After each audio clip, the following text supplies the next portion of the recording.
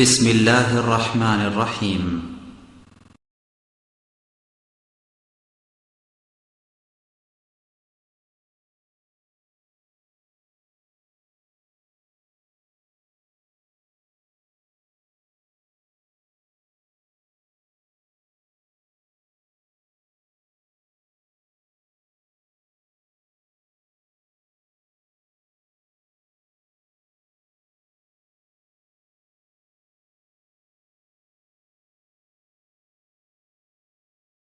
আসসালামু আলাইকুম ওয়া রাহমাতুল্লাহ।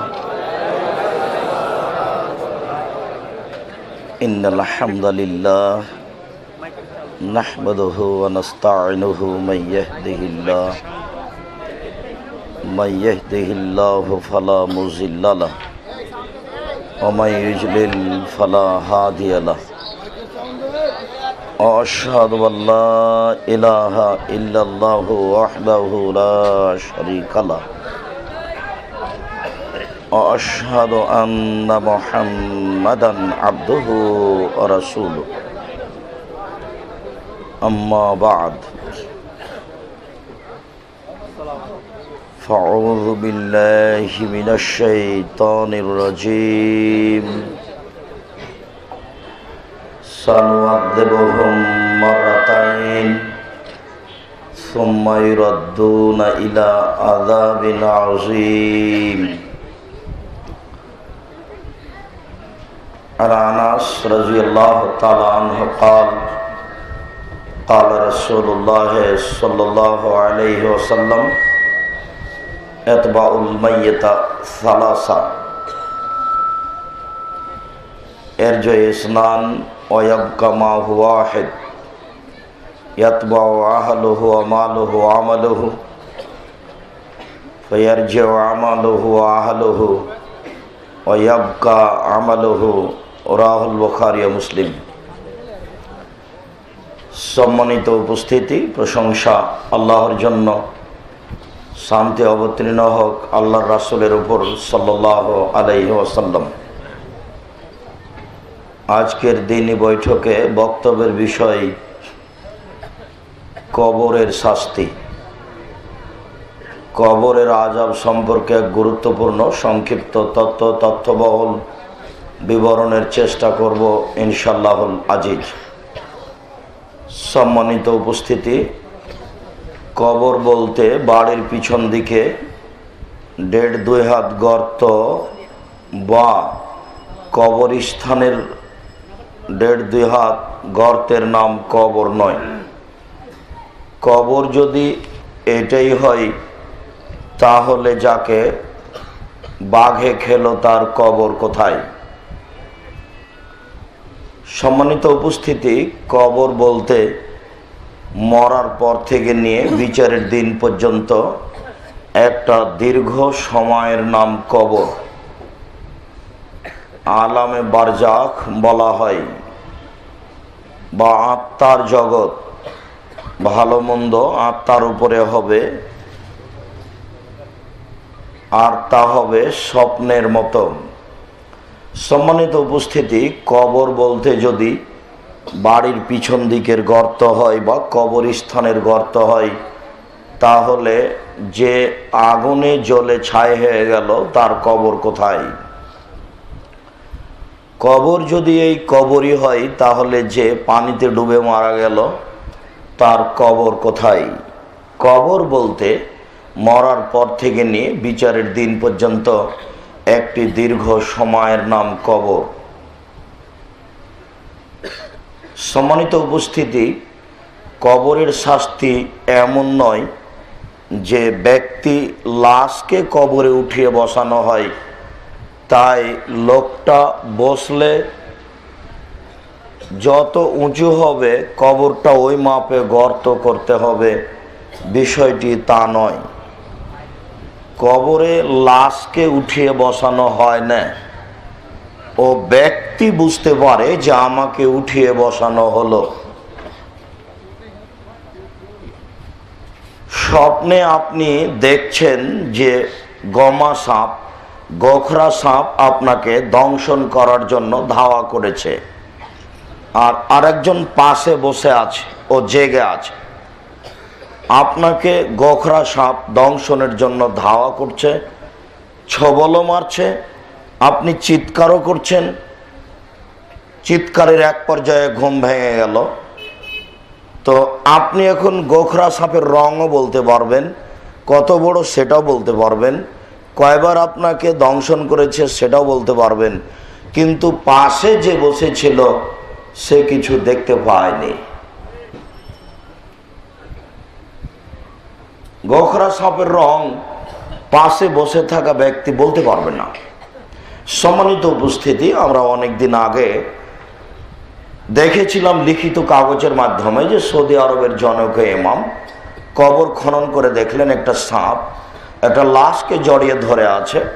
মর্মে কাগজটি মানুষ যদি 50টি ছাপিয়ে দেয় তাহলে এ হবে। কথাটি একবারে ডাহা নগদ মিথ্যে। কবরের শাস্তি মানুষ দেখতে পারে না, কবরের শাস্তি মানুষ শুনতেই পারে না, দেখতে পারে কি করে? অতএব কবরের শাস্তি সিডি ক্যাসেটের মাধ্যমে বাড়িতে দেখা না যায় যে হারাম, নেহায়াত অন্যায়। কবরের শাস্তি মানুষের নাগালের বাইরে, মানুষের আয়ত্তের বাইরে। সম্মানিত উপস্থিতি, আমি আপনাকে কি দিয়ে বুঝাই কবর যত কঠিন, কিয়ামত তার চেয়ে অনেক বেশি কঠিন। কিয়ামত যত কঠিন, জাহান্নাম তার চেয়ে অনেক অনেক অনেক বেশি কঠিন। কি দিয়ে বুঝাই আপনাকে আমি কবর কত কঠিন? কবর বলে আনা বাইতু দুধ, আমি হচ্ছি পোকার ঘর, এখানে কীট পতঙ্গ পোকা থাকে। কবর বলে আনা বাইতুল ওয়াহদা, আমি হচ্ছি এককের ঘর। একটা কবরে যদি 100 জনকে রাখা হয়, এই ছেলেরা যে পিছন দিকে কথা বলছে তোমরা কি করো? যারা তোমরা দায়িত্ব পালন করছো তারা কি করো? মাথায় কিছু বুদ্ধি আছে? এমনিতেই এখন কথা শেষ হয়ে যেতে হতো, এই সময় আসা হয়েছে। বিষয়টি আমি বুঝলাম না কেন এমন, এটা ঠিক হয়নি।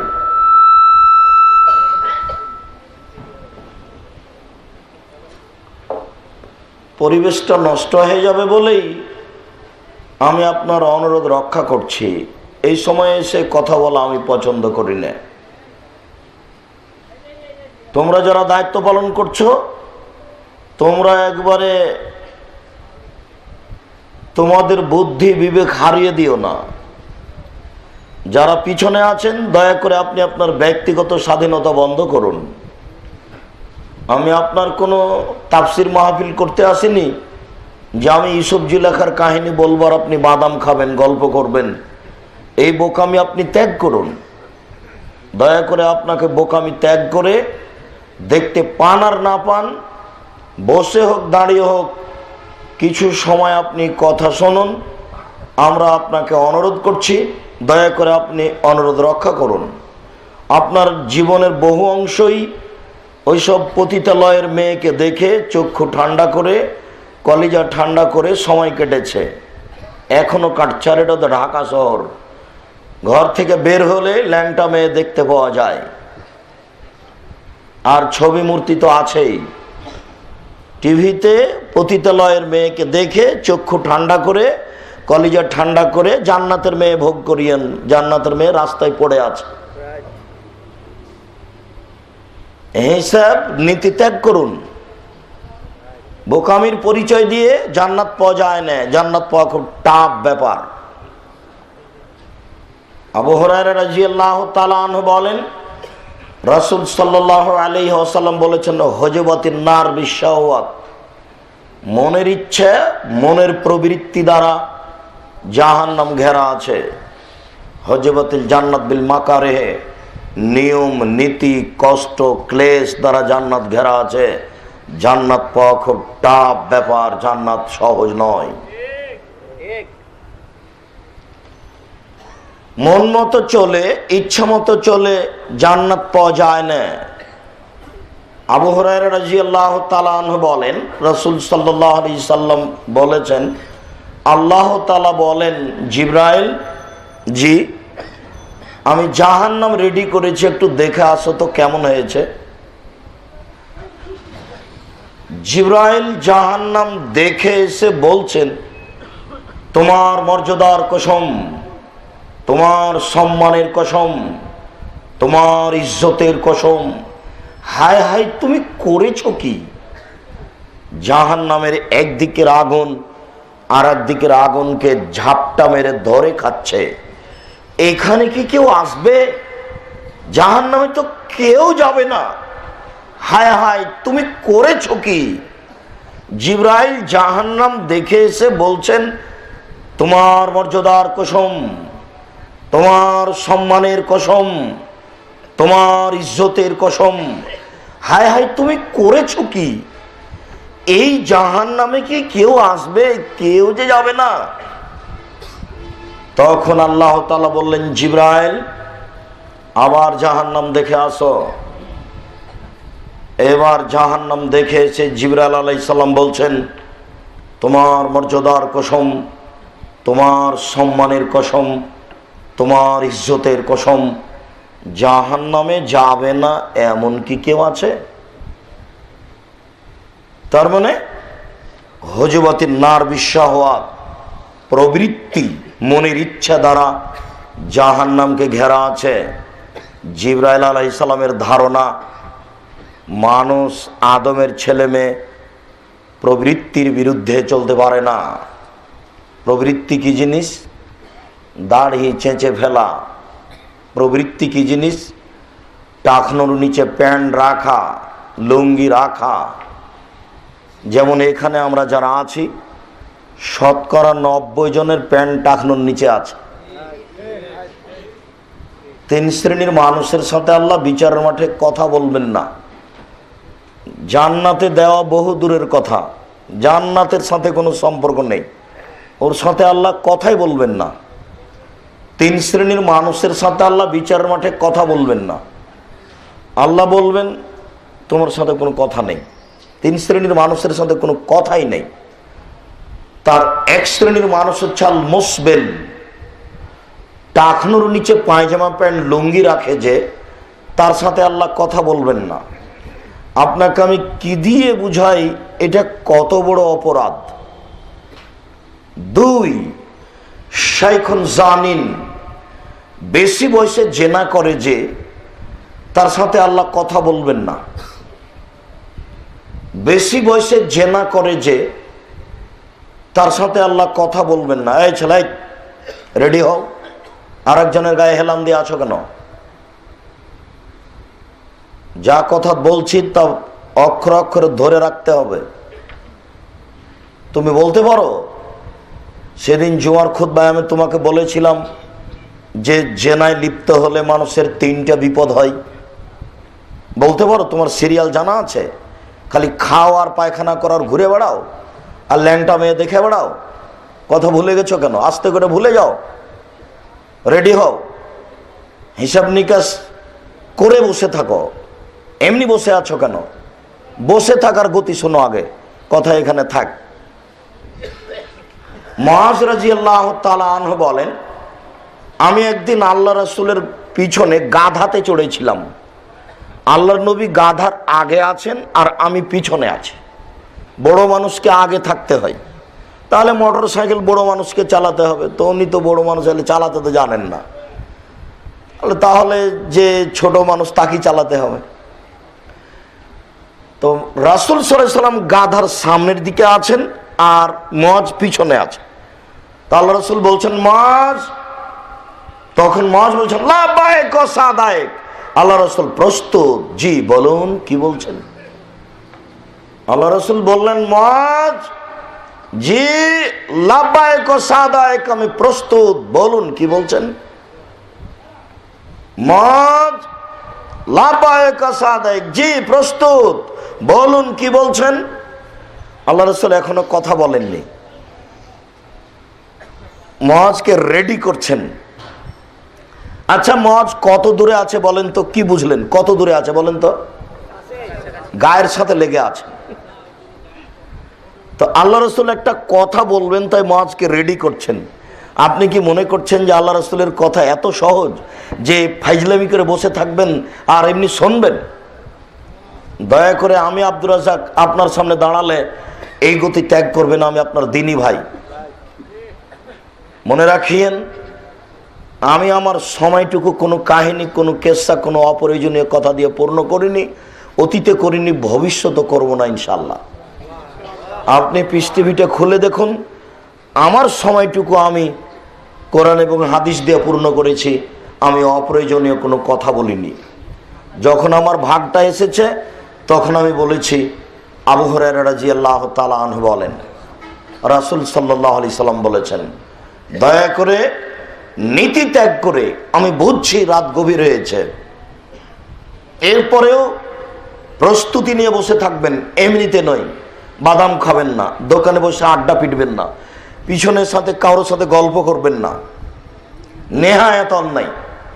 এমনি তো ভাইকে মোটরসাইকেলের পিছনে করে নিয়ে এসছেন বক্তব্য শুনতে। ধর্মের সাথে কত ফাইজলামি করেন কেনা জানে না। শোনেন আল্লাহ রাসূল কি বলছেন, এই কথাটা আগে শেষ করি। তিনি একটা কথা বলবেন তো মজকে কিভাবে রেডি করলেন, আর আপনি বাদাম খাবেন আর আমি কথা বলবো? দোকানে বসে চা পান করবেন আর আমি কথা বলবো? আর একজনের গায়ে ধাক্কা মারবেন আর আমি কথা বলবো? বলেন কি আপনি? আবার ভালো করে শোনেন, মজকে রেডি করছেন আল্লাহ রাসূল। কয়বার রেডি করলেন? 3 বার। এরপরে বলছে, মজ তুমি বলতে পারো আল্লাহ আমাদের কাছে কি চান, কি পান? মজ তুমি বলতে পারো আমরা আল্লাহর কাছে কি চাই, কি পাই? পাল্টা পাল্টি কি পাই সেইটা বলো। তখন মুআয রাদিয়াল্লাহু তাআলা বলছেন যে না, আমি তা বলতে পারি না, আল্লাহ এবং আল্লাহ রাসূল জানেন, আমি বলতে পারবো না সেইটা কি। তখন আল্লাহ রাসূল বলছেন, মুআয শোনো, আল্লাহ আমাদের কাছে চাই, আমাদের কাছে পাই যে আমরা শিরক করব না, আর আমরা আল্লাহর কাছে পাই যে আমাদের আল্লাহ শাস্তি দিবেন না, আমাদেরকে শাস্তি দিবেন না। আল্লাহ আমাদেরটা দেন, আমাদেরটা দেন, আমাদেরটা দেন, শাস্তি দিবেন না। আমাদেরটা হলো আপনি শাস্তি দিবেন না। তখন আল্লাহ বলছেন, তাহলে আমারটা দাও, আমারটা আগে দাও। আমারটা হলো শিরক করো না, আমারটা না দিলে আমি তোমারটা দেব না। তাহলে আমি যে কথাটা বলছি সেই কথাটা পাল্টা পাল্টি হক না, আমি বুঝাতে পারি না মনে হয়। আমারটা কি বলেন তো? আল্লাহর কাছে শাস্তি দিবেন না। আমারটা দেন, আপনি আমাকে শাস্তি দিবেন না, এটা আমার হক, দেন আমাকে। তখন আল্লাহ বলছেন, তাহলে আমারটা দাও আগে। আমারটা, ওনারটা কি? শিরক না করা। তাহলে এখনই অষ্টাধাতুর আংটি আঙ্গুল থেকে খুলে দিতে হবে, এখনই। অষ্টাধাতুর আংটি রেখে বসে থাকতে পাবেন না এখানে। মাদুলি, তাবিজ, কালো সুতা যদি রেখে বক্তব্য শুনেন, আপনি মুনাফিক, আপনি বক্তব্য মানেন না। আগে খুলে কথা বলতে হবে। যেসব কারণে শিরক হয় সেগুলো সব ত্যাগ করতে হবে। এই বাক্যটা আবার বোঝাই। বিচারের মাঠে আল্লাহ তাআলা আদম সন্তানের সামনে আসবেন, আদমের ছেলে মেয়ের সামনে আসবেন আল্লাহ তাআলা বিচারের মাঠে, কিয়ামতের মাঠে। কিয়ামতের মাঠে এসে বলবেন, ইয়াবনা আদম লা তাইতানি বিকুরাবিল আরজি খাতায়া সুম্মা লাকিতানি লা তুশরিক বি শায়া লা তাইতাকা বিকুরাবিহা মাগফিরা। এ আদমের ছেলে মেয়ে শোনো, তোমরা যদি আজকে আমার সামনে উপস্থিত হয়ে থাকো আকাশ জমিন পরিমাণ পাপ নিয়ে, তোমাদের পাপ আর পাপ, আকাশ জমিন তোমার পাপে খালি পরিপূর্ণ হয়ে আছে, কিন্তু শিরক নেই, আমি আল্লাহ ওই পরিমাণ ক্ষমা নিয়ে এসেছি, যাও ক্ষমা করে দিলাম। আমারটা দিয়েছো যে, তাই তোমার পাপ আমি দেখলাম না। বলেন তো তারটা কি? শিরক না করা। আমারটা দিয়েছো যে, এই জন্য আমি তোমারটা আর দেখলাম না। ওটা দিয়ে দিয়েছি তোমাকে, তোমারটা আমি দেবই, তবে আমারটা আগে দিতে হবে। বিন্দু মাত্র শরিক করে বিচারের মাঠে উপস্থিত হলে লাভ হবে না। কবর পূজা করে, কবরের কাছে মাথা নত করে, গোলাপ শাহের মাজারে টাকা দিয়ে তাকে সম্মান জানিয়ে, মাদুলি গলায় দিয়ে, মায়ের কসম করে, বাপের কসম করে, ছেলের মাথায় হাত দিয়ে কসম করে, গণকের কাছে গিয়ে দুনিয়া থেকে চলে গেলে জান্নাত হবে না। সব বই পড়ে যদি বুঝতে না পারা যায়, তাহলে একটা বই আছে, কে বড় ক্ষতিগ্রস্ত, আব্দুর রাজ্জাক বিন ইউসুফ। এক লাইন পড়লে বুঝতে পারবে না আমার ক্ষতি কোথায় আছে। বইয়ের নাম কে বড় ক্ষতিগ্রস্ত। এই ছেলে, এটা এখান থেকে সরাও তো, এটা পিছন দিকে নিয়ে গিয়ে রাখো।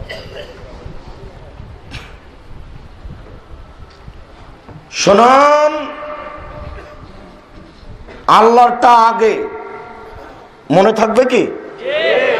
যদি ওইটা থাকে তাহলে বিচার মাঠে সব পাপ ক্ষমা ইনশাআল্লাহ। সম্মানিত উপস্থিতি, কথার মধ্যে কথা একটা বলেছিলাম, এই ছেলে রেডি হও, তোমার আমাকে বলেছি জেনা করলে 3টা বিপদ নেমে আসে, বলো তো 3টা কি কি? একটা মনে নাই। এক, জেনা করলে কলেরা হবে, মহামারী হবে, অল্প বয়সে মরণ হবে। মনে রাখবে, থাকবে। এক, জেনা করলে কলেরা হবে, মহামারী হবে, অল্প বয়সে মরণ হবে। 2, এমন রোগ হবে যেটা বংশে ছিল না, যেটা ডাক্তার চিনে না। এমন রোগ হবে যেটা বংশে ছিল না, যেটা ডাক্তার চিনে না। 3, আপনার উপরে দারিদ্রতা, নিঃস্বতা নেমে আসবে, আপনি একদিন না একদিন ভিক্ষুক হবেনই।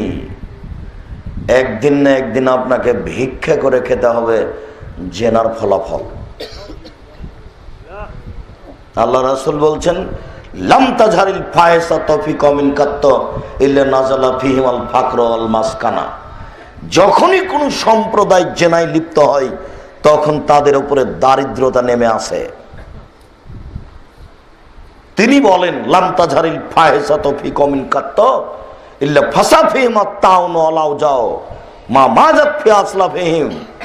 যখন কোনো সম্প্রদায়ে জেনা প্রকাশ পায়, তখন তাদের উপরে কলেরা হয়, তাদের উপরে এমন রোগ আসে যেটা বংশে ছিল না, যেটা ডাক্তার চিনে না। এবার দেখি যুবক, তুমি মনে করো তো দেখি, তোমাকে বলছি, তোমার বোনকে বলছি, তোমার মাকেও বলছি। তোমার মাকে বলে দিই এই কথা গিয়ে, তুমি না থাকলে তোমার মাও মোবাইলে প্রেমের গল্প করে। তুমি যখন থাকো না, তখন তোমার মা মোবাইলে প্রেমের গল্প করে। 10 ছেলের মা অবিবাহিত ছেলের সাথে চলে যাচ্ছে, এটা হলো মোবাইলের ফলাফল। যত মোবাইল দেখছো, 1999টা মোবাইলে প্রেমের গল্প হয়, জেনার গল্প হয়। মোবাইল মানেই জেনা।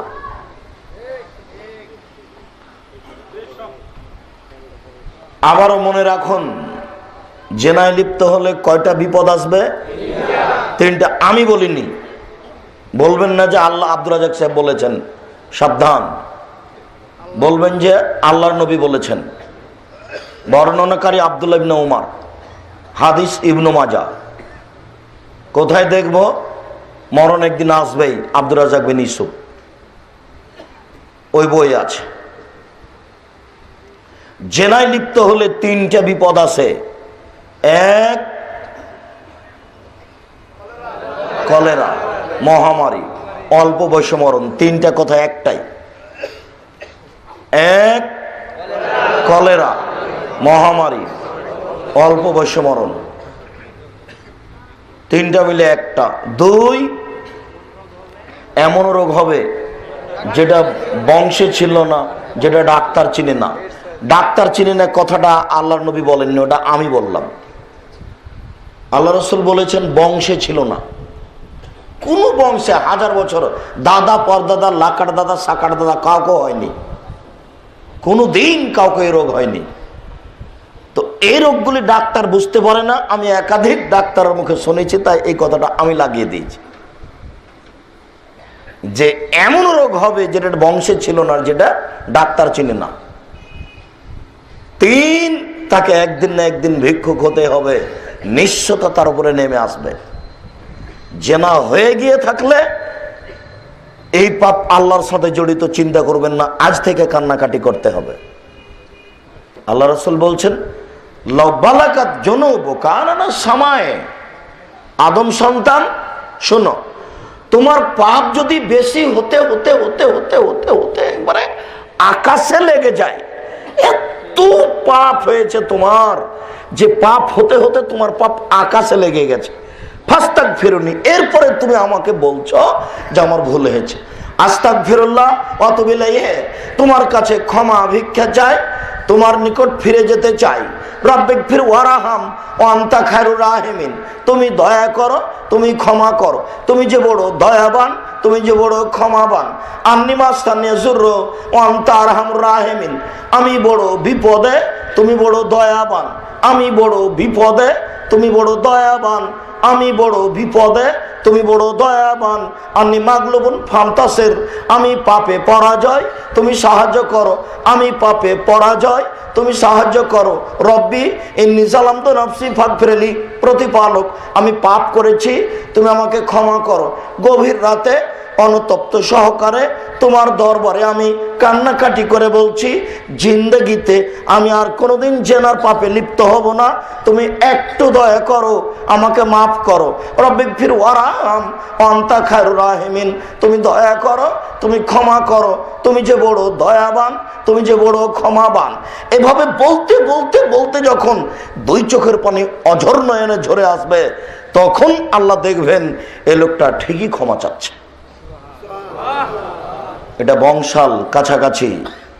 রমজানের শেষ 5 রাত্রে খাদ্য খেয়ে রাত কাটাবেন না, অনুরোধ রক্ষা করুন।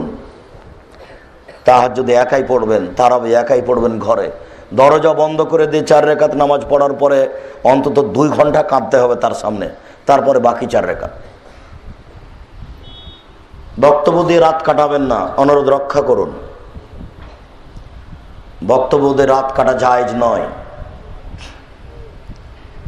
যতই পাপ হোক না কেন।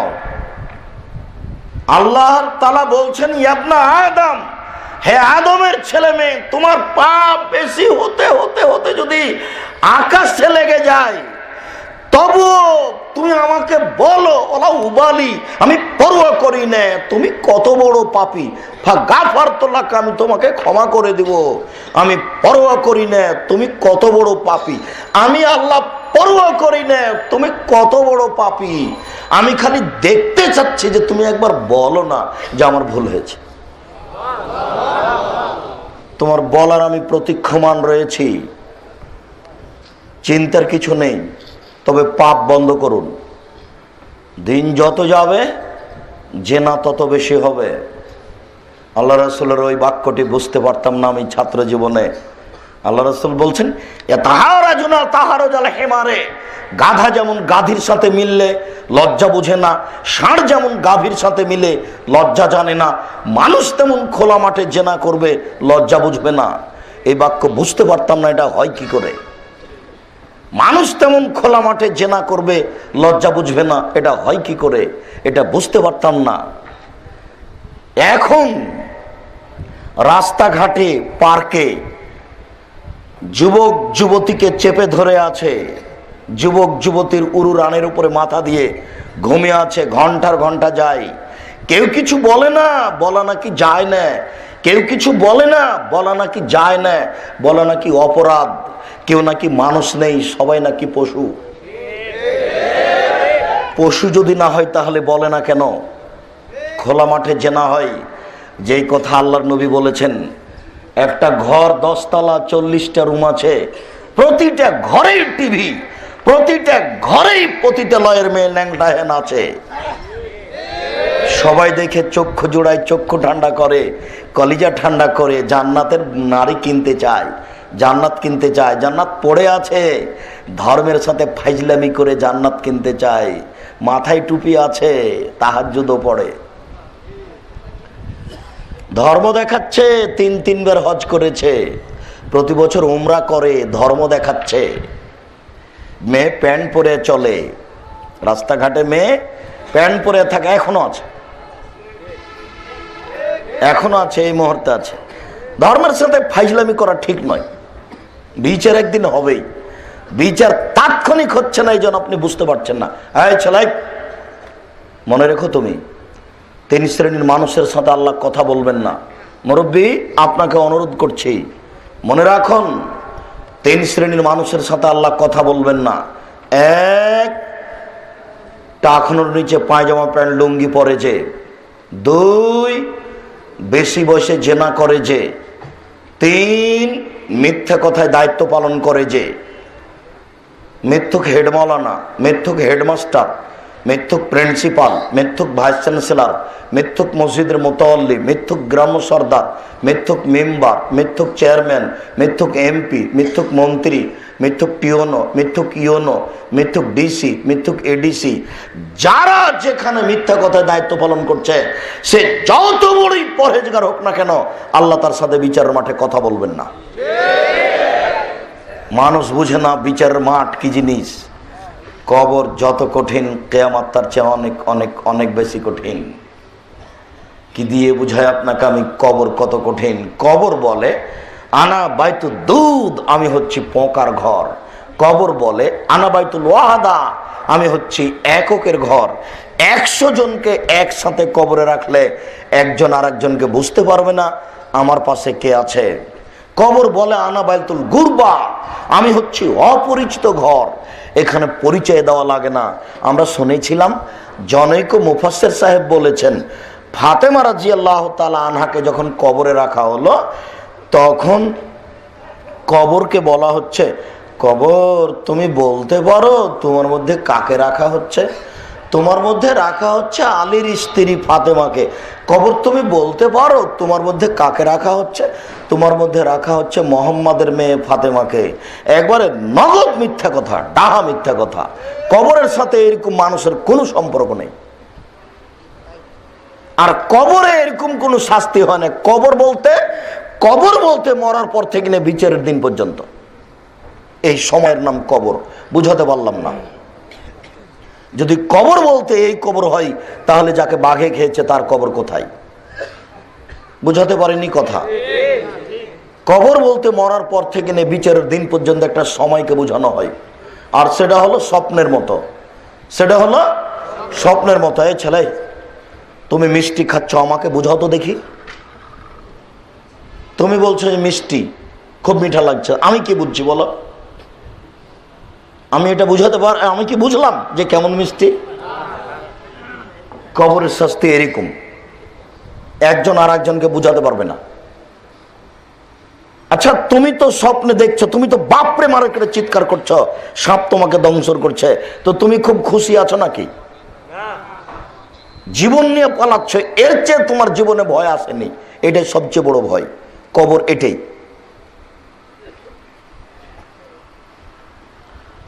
ডান দিকের কবরের মাটি বাম দিকের কবরে চেপে ধরেছে, জমা ধরে গেছে। এটার অর্থ এই নয় যে এই কবরই জমা ধরে গেছে।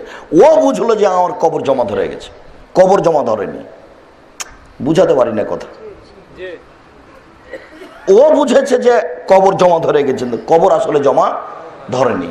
আত্মার উপরে শাস্তি হয়, ব্যক্তির উপরে নয়। ব্যক্তি তো পচে নষ্ট হয়ে গেছে। ব্যক্তি তো 7 দিনের দিনই শেষ, 3 দিনের দিনই শেষ। কি দিয়ে বুঝায় আপনাকে কবর কত কঠিন? মহান আল্লাহ বলেন, সানওয়াযিবুহুম মাররাতাইন, আমি তাদের কঠিন শাস্তি দিব, আমি বারবার শাস্তি দেব। সুম্মা ইউরাদ্দুনা ইলা আযাবিন আযীম, এরপরে তাদেরকে বড় থেকে বড় শাস্তিতে ফিরিয়ে নিয়ে যাওয়া হবে। কবর যত কঠিন, কিয়ামত তার চেয়ে অনেক বেশি কঠিন। কিয়ামত যত কঠিন, জাহান্নাম তার চেয়ে অনেক অনেক অনেক বেশি কঠিন। কি দিয়ে বুঝায় আপনাকে আমি কিয়ামত কত কঠিন? উসমান রাদিয়াল্লাহু তাআলা আনহু ওয়াকাফ আলা কাবরিন, উসমান রাদিয়াল্লাহু তাআলা আনহু যখনই কবরের পাশে দাঁড়াতেন বাঁকা, তখনই কাঁদতেন। হাত্তা ইয়াবুল্লা লেহিয়াতাহু, তিনি তার চোখের পানি দিয়ে দাড়ি ভিজিয়ে দিতেন। চোখের পানি এমন ভাবে ঝরে আসতো যে দাড়ির উপর দিয়ে বয়ে নিচে পড়ত। কেন? তিনি কবরকে বুঝতেন। যে যেমন বুঝবে আল্লাহকে সে তেমন ভয় পাবে। আল্লাহ রসুল বলছেন ওয়াল্লাযী নাফসি বিয়াদিহি, আল্লাহর কসম, আল্লাহ রসুল বলছেন সেই সত্তার কসম যেই সত্তার হাতে আমার আত্মা রয়েছে, আল্লাহর কসম, আল্লাহর কসম, আল্লাহর কসম, লাউ তাআলামুনা মা আলামু লা বাকাইতুম কাসীরা ওয়া লা যাহিদতুম কালীলা।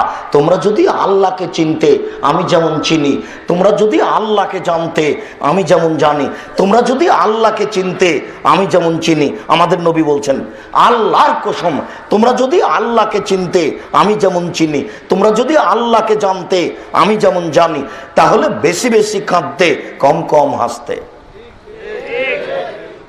এই ছেলে তোমার পাশে মুরব্বী আছেন ৭৭ বছর বয়স, জিজ্ঞাসা করো কয়দিন কেঁদেছেন? তাহলে কাঁদেন না কেন বলো তো দেখি, কেন কাঁদেন না? আল্লাহকে চিনেন না। তো আবু বকর, উমর, উসমান রাদিয়াল্লাহু তাআলা আনহু কবরের পাশে দাঁড়ালে কাঁদেন কেন? কবরকে বুঝেন। আল্লাহ রাসূল কি বলেছেন এটা জানেন। একবারে দুই চোখের পানি দিয়ে দাড়ি ভিজিয়ে ফেলতেন, দাড়ির উপর দিয়ে পানি প্রবাহিত হতো। আর এখন তো মানুষ কবর জিয়ারত করতে যায় একসাথে, সবাই মিলে যায়। আবার রাজশাহী চাঁপাইনবাবগঞ্জে যারা ছোট অবস্থা দেখেছি, বলছে যে ওই ফাঁকাটা বন্ধ করো, মানে ওখানেও দাঁড়াও, কবরের চতুর্দিকে দাঁড়িয়ে হাত তুলে দোয়া করছে। এটা কথা হলো? ধর্মের সাথে ফাইজলামি করে নাকি ক্ষমা চাচ্ছে। আল্লাহুস সামাদ। পাশে আর একজন থাকলে কাঁদা যাবে না তো? আপনি আপনার বাপের জন্য ক্ষমা চাইতে গেছেন, কবরের পাশে দাঁড়িয়ে হাত তুলে দোয়া করে অঝর নয়নে কাঁদতে হবে। আপনি কি ধর্মকে পাগল পেয়েছেন নাকি যে জোর করে ক্ষমা নিবেন? বলছে আসসালামু আলাইকুম রহমতুল্লাহ, আসসালামু আলাইকুম রহমতুল্লাহ, আলহামদুলিল্লাহ রাব্বিল আলামিন, বিহাক্কি লা ইলাহা ইল্লাল্লাহ। এটা নাকি ধর্ম? এটা নাকি ক্ষমা চাইলো? এটা কি করলো? এটা নাকি ক্ষমা চাইলো। রাইফেলের গুলির মতো 20 রাকাত তারাবি পড়লো, তাও নাকি ক্ষমা চাইলো। আশ্চর্য। আল্লাহ বলছেন মুহাম্মদ ফাইযা ফারাগতা ফানসব ওয়া ইলা রাব্বিকা ফারগাব। শোনেন মুহাম্মদ, শোনেন, দুনিয়াবি কাজ থেকে যখন আপনি অবসর হবেন তখন আপনি কঠোর শ্রমে আত্মনিয়োগ করুন। দুনিয়াবি কাজের চেয়ে ইবাদত কয়েক হাজার গুণ কঠিন। এই যে 10টায় ব্যবসাখানা দোকানটা খুলেছেন, রাত 10টা পর্যন্ত থাকবেন, এই কাজটা যত কঠিন, ইবাদত তার চেয়ে কয়েক হাজার গুণ কঠিন। আপনাকে আমি বললাম যে সূরা ইখলাস 3 বার পড়লে 1 বার কোরআন মাজিদ পড়ার নেকি হয়। আপনি 3 দিন টিকতে পারবেন না এই কথার উপরে। সূরা ইখলাস 3 বার পড়লে কি হয়? 1 বার কোরআন মাজিদ পড়ার নেকি হয়। আজকে আপনি বলেন যে আমি প্রতিদিন পড়বো, খালি বলে দেন, 3 দিন টিকতে পারবেন না। ইবাদত এত কঠিন। কঠোর শ্রমে আত্মনিয়োগ করুন। আর আমাকে যা বলবেন তা অনয় বিনয় করে, কাকুতি মিনতি করে, ভয় ভীতি নিয়ে বলুন। বগুড়া, রংপুর, দিনাজপুর, লালমনিরহাট, নীলফামারী, কুড়িগ্রাম, পঞ্চগড়, ঠাকুরগাঁ এদের ভাষাতে কাউবাউ করে বলুন।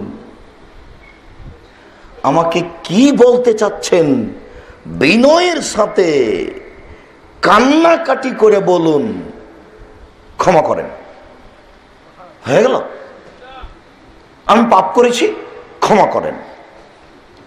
আসসালামু আলাইকুম রহমতুল্লাহ, আসসালামু আলাইকুম রহমতুল্লাহ, আলহামদুলিল্লাহ, বিহাক্কি লা ইলাহা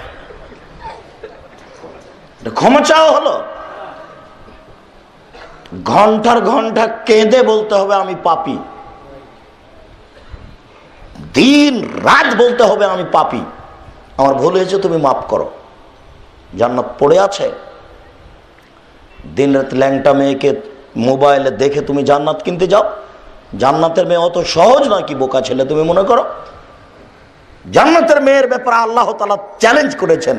আল্লাহ তাআলা বলেছেন, পৃথিবীর মানুষের সামনে আমি চ্যালেঞ্জ করে বলছি, জান্নাতের মেয়েকে কোনোদিন কোনো পুরুষ স্পর্শ করেনি, কোনো জিন স্পর্শ করেনি, আমি আল্লাহ বলছি। আল্লাহ বলেছেন জান্নাতের মেয়ে এত সুন্দরী, এত সুন্দরী, এত সুন্দরী, ওদেরকে দেখে মনে হবে ঝিনুকের মধ্যে লুকানো মুক্তা। আল্লাহ বলছেন ওরা এত সুন্দরী, ওরা এত সুন্দরী, ওদেরকে দেখে মনে হবে ছড়ানো ছিটানো মুক্তা। আল্লাহ তাআলা বলছেন ওরা এত নরম, ওরা এত নরম, ডিমের খোসা এবং কুসুমের মধ্যে সাদা পদার্থ যত নরম। বলো তো যুবক, তোমাকে আমি কি দিয়ে বুঝাই ওরা কত নরম? ডিমের সাদা পদার্থটা কত নরম, ওটা হাত দিয়ে দেখো তো একটু। এটা মেয়ে, এটা মেয়ে মানুষ, তার গাও শরীর হাত কত নরম। আল্লাহ বলছেন এ কথা, আমি কি করি? আল্লাহর নবী বলছেন ওদের কোনোদিন পেশাব হবে না, ওদের কোনোদিন পায়খানা হবে না, ওদের কোনোদিন নাকে শিকান হবে না, ওদের কোনোদিন হায়েজ হবে না, ওদের গায়ে কোনোদিন ময়লা হবে না, ওদের কাপড় কোনোদিন পুরাতন হবে না, ওদের চক্ষু হবে লম্বা লম্বা টানা টানা, ওদের বক্ষ হবে স্ফীত গোলাকার, ওদের মাথায় চুল থাকবে লম্বা লম্বা কোঁকড়া কোঁকড়া কুচকুচে কালো। তোমার সামনে 72 থেকে 73 জন নারী বসে থাকবে সোফাই, তুমি বসে আছো, ইতিমধ্যে আর একজন এসে বলবে আসসালামু আলাইকুম, তুমি বলবে ওয়ালাইকুম আসসালাম, তারপরে তুমি বলবে মানান্তি, তুমি কে? তখন ও বলবে আনাল মাজিদা, আমি হচ্ছে বেশি অবশিষ্ট। এরপর আপনি তার গালের দিকে তাকিয়ে দেখবেন, তার গালের দিকে তাকালে আপনি আপনার চেহারা তার গালে দেখতে পাবেন টক টক টক টক টক টক করে, ঝকঝক করে। আপনাকে আমি কি দিয়ে বুঝাই তার গাল কত স্বচ্ছ? আমি কি দিয়ে বুঝাই আপনাকে যে তার গাল কত স্বচ্ছ? অতিরিক্ত নারীর যদি এমন গাল হয়, তাহলে যারা নগদ আগে থেকে বসে আছে তারা কত স্বচ্ছ, তাদের গাল কত পরিষ্কার, তারা কত স্বচ্ছ। কোন ফাঁকে তোমাকে খুশি করার জন্য বলে উঠবে যুবক নানুল খালেদা তো ফালানা বেদো অননায়মা তো ফালানা বাসো অনানো রাজিয়া তো ফালানা স্খাতো তু বলে মন কানালানা ও কুন্নালাহু। পায়ের সানসান ঘঙ্গরে ঝমঝম পাঞ্চে পাঞ্চে फेंकेंगी, पहन के साड़ी लाल कुमारी उसको बेहेश्तों को सजावेंगी, जैसे कबूतर लोटन लोटे वैसे लोटन लोटावेंगी। पाয়ের সানসান ঘঙ্গরে ঝমঝম পাঞ্চে পাঞ্চে फेंकेंगी, पहन के साड़ी लाल कुमारी उसको बेहेश्तों को सजावेंगी, जैसे कबूतर लोटन लोटे वैसे लोटन लोटावेंगी। স্বামী গো, আমরা চিরস্থায়ী রয়েছি, কখনো ধ্বংস হব না। স্বামী গো, আপনাকে সর্বদা সন্তুষ্ট করে রাখবো, কখনো অসন্তুষ্ট করব না। আমরা হচ্ছি আপনার জন্য, আর আপনি হচ্ছেন আমাদের জন্য। যুবক, পতিতালয়ের রং মাখানো মেয়েকে টিভিতে দেখে চক্ষু ঠান্ডা করে জান্নাতের মেয়ে ভোগ করতে চাও? তোবা করো, তোবা করো, বলো আস্তাগফিরুল্লাহ ওয়া আতুবু ইলাইহি, আস্তাগফিরুল্লাহ ওয়া আতুবু ইলাইহি। জিন্দেগিতে কোনোদিন আর এই মোবাইলে মেয়েকে দেখবো না। তোবা করে উঠো, বক্তব্যের সাথে মুনাফিকি করিও না, কোনো লাভ নাই মুনাফিকি করে। আর যদি মুনাফিকি করো, কাল থেকে আবার ওই মোবাইলে পতিতালয়ের মেয়েকে দেখতে থাকো, তুমি মুনাফিক, তুমি বক্তব্য এমনি শুনতে এসেছো, তুমি কথার 5 পয়সা দাম দাও না। সকাল থেকে বললে, সকাল থেকে বলবে আমি মুনাফিক। সাহাবী রাসূলের সামনে বসেছে, খুব অন্তরটা নরম হয়েছে, বাড়ি চলে গেছে, জমি চাষ করতে গেছে, অনরমটা কেটে গেছে। তখন দৌড়াতে দৌড়াতে এসে বলছে আল্লাহ রাসূল, আমি মুনাফিক হয়ে গেছি, আমি মুনাফিক হয়ে গেছি। আরে কি হলো? আমি মুনাফিক হয়ে গেছি, কি হলো? বলে আপনার কাছে যখন ছিলাম খুব ভালো ছিলাম, জমি চাষ করতে গিয়ে অন্তর দুর্বল হয়ে গেছে, আমি মুনাফিক হয়ে গেছি। শোনো শোনো শোনো, সব সময় একই রকম থাকলে তো তাহলে ফেরেশতা তোমাদের হাতে মুসাফা করবে। তো সাহাবী বলছেন যে আমি মুনাফিক হয়ে গেছি। তো কথা যদি রক্ষা করতে না পারো, তাহলে সকালে বলিও যে আমি মুনাফিক হয়ে গেছি।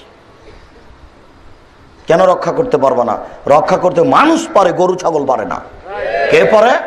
মানুষ পারে, গরু ছাগল পারে না। নীতি ত্যাগ করুন, নীতি ত্যাগ করুন, কথা রক্ষা করার চেষ্টা করুন। সম্মানিত দিনী ভাই, কেন আপনাকে এইসব পতিতালয়ের নগ্ন মেয়ে দেখে দিন কাটাতে হবে? আপনি কেন অনুরোধ রক্ষা করতে পারেন না? আপনাকে আমি বলিনি বারবার, যে কোনো মোবাইল খুললে সেই কথাটা পাওয়া যাবে। বলা হয়েছে 3 শ্রেণীর মানুষ জান্নাতে যাবে না। যে কোনো বক্তব্যে আমার এই কথাটা আছে যে 3 শ্রেণীর মানুষ জান্নাতে যাবে না। তার 1 শ্রেণীর মানুষ হচ্ছে মধুমেনুল খামর, যারা নিয়মিত বিড়ি তামাক জর্দা সিগারেট গুল নেশাদার দ্রব্য খায় পান করে, তারা জান্নাতে যাবে না। কেন আপনি এখন পর্যন্ত গুল মুখে দেবেন? দুই, আর রাজরাত মিনান নিসায়ে, পুরুষের বেশধারী নারী জান্নাতে যাবে না। যারা পুরুষের জুতা স্যান্ডেল পরে, যারা পুরুষের শার্ট প্যান্ট পরে, যারা পুরুষের পোশাক পরে, তারা জান্নাতে যাবে না। তিন, ও দায়ুস আল্লাজি কিরু ফিয়ালে আল খাবাসা, যে তার বাড়িতে বেহায়ের সুযোগ দিয়েছে। যার মেয়ে নগ্ন পোশাক পরে স্কুল কলেজে যায়, হাটে বাজারে যায়, ও যত বড়ই পরহেজগার হোক না কেন, ওই বাপ জান্নাতে যাবে না। আজ থেকে নিয়ে 1450 বছর পূর্বে মোহাম্মদ সাল্লাল্লাহু আলাইহি সাল্লাম এই কথা বলেছেন। এই ছেলে, মধ্যেখানে আর একটা কথা শোনো, জরুরি শোনো। কতগুলি পাপ করতে কষ্ট হয়। চুরি করা খুব কঠিন কাজ, এটা পাপ। জেনা করাও খুব কঠিন কাজ। বাপ মা দেখলো নাকি, গ্রামবাসী দেখলো নাকি, লোক দেখলো নাকি, অনেক ঝামেলা। সুদ খাওয়াও কঠিন পাপ। সুদ খেলে মনটা বলে, মানুষে মনে হয় বলবে সুদখোর। পেটটা যদি বেড়ে যায়, লোকে বলবে ও সুদখোর, তাই পেট বেড়ে গেছে। পাপের মেলা ঝামেলা। কিন্তু তোমার বোন যেদিন ক্লাস 8-এ পড়ে, সেদিন হায়েজ হয়েছে, সেদিন থেকে মাথায় কাপড় দেয় না, আঁটো সাঁটো পোশাক পরে এমনিতেই চলে। সে কোনো সময় ভাবে না এটা পাপ। তার অজান্তেই হাজারো লক্ষ কোটি মানুষ তাকে দেখছে, সে একটুকু আঁচ করে না যেটা পাপ। তার বাপও আঁচ করে না, তার মাও আঁচ করে না। আচ্ছা, তোমার বোনকে 10 লক্ষ মানুষ দেখেছে, যতবার দেখবে ততবার পাপ হচ্ছে। তো 10 লক্ষ মানুষে যত পাপ করেছে, তোমার বোন একাই তত করেছে, তোমার বাপ একাই তত করেছে। এবার 30 লক্ষ মানুষের পাপ হলো। এক পাপ 3 ভাগে বিভক্ত, এক পাপ 3 ভাগে বিভক্ত। ওরা 10 লক্ষ, তোমার বাপ আর তোমার বোন, অজান্তেই। এই পাপে কোনো সমস্যা হয় না কারো, আর কেউ একটু কষ্টও পায় না। আমি মনে হয় বোঝাতে পারলাম না। এই যে তুমি দেখছো, এটা ঢাকা শহর, ও গেঞ্জি গায়ে দিয়ে হাঁটছে, ও মনে করেন এটা পাপ, মনেই করেন না। দুলা ভাইয়ের সাথে মোটর সাইকেলে চড়ে আছে, দুলা ভাইকে চেপে ধরে আছে, হাজার মানুষ দেখছে, কেউ পাপ মনে করে না। ওর বাপ নাই, ও হিন্দুর মেয়ে, এমনিতে দুনিয়াতে চলে এসেছে, ওকে কেউ দেখে না। বাপ মা দিয়ে সংসার চলে, পরিবার চলে, এইসব মেয়ের বাপ মা নেই, এরা এমনি দুনিয়াতে থাকে। খারাপ লাগে? খারাপ লাগে কেন জনাব? খারাপ লাগে কেন? আপনাকে খারাপ লাগাতে এসেছি, এমন ভাবে বলতে চাচ্ছি আপনাকে যেন 40 বছর মনে থাকে। কেন আপনি ধর্মের সাথে ফাইজলামি করে তাহাজ্জুদ পড়বেন? কি পেয়েছেন আপনি? ওই তাহাজ্জুদ লাগবে না, পরিবার আগে কন্ট্রোল করুন, তারপরে কথা। কবর যত কঠিন, কিয়ামত তার চেয়ে অনেক অনেক অনেক বেশি কঠিন।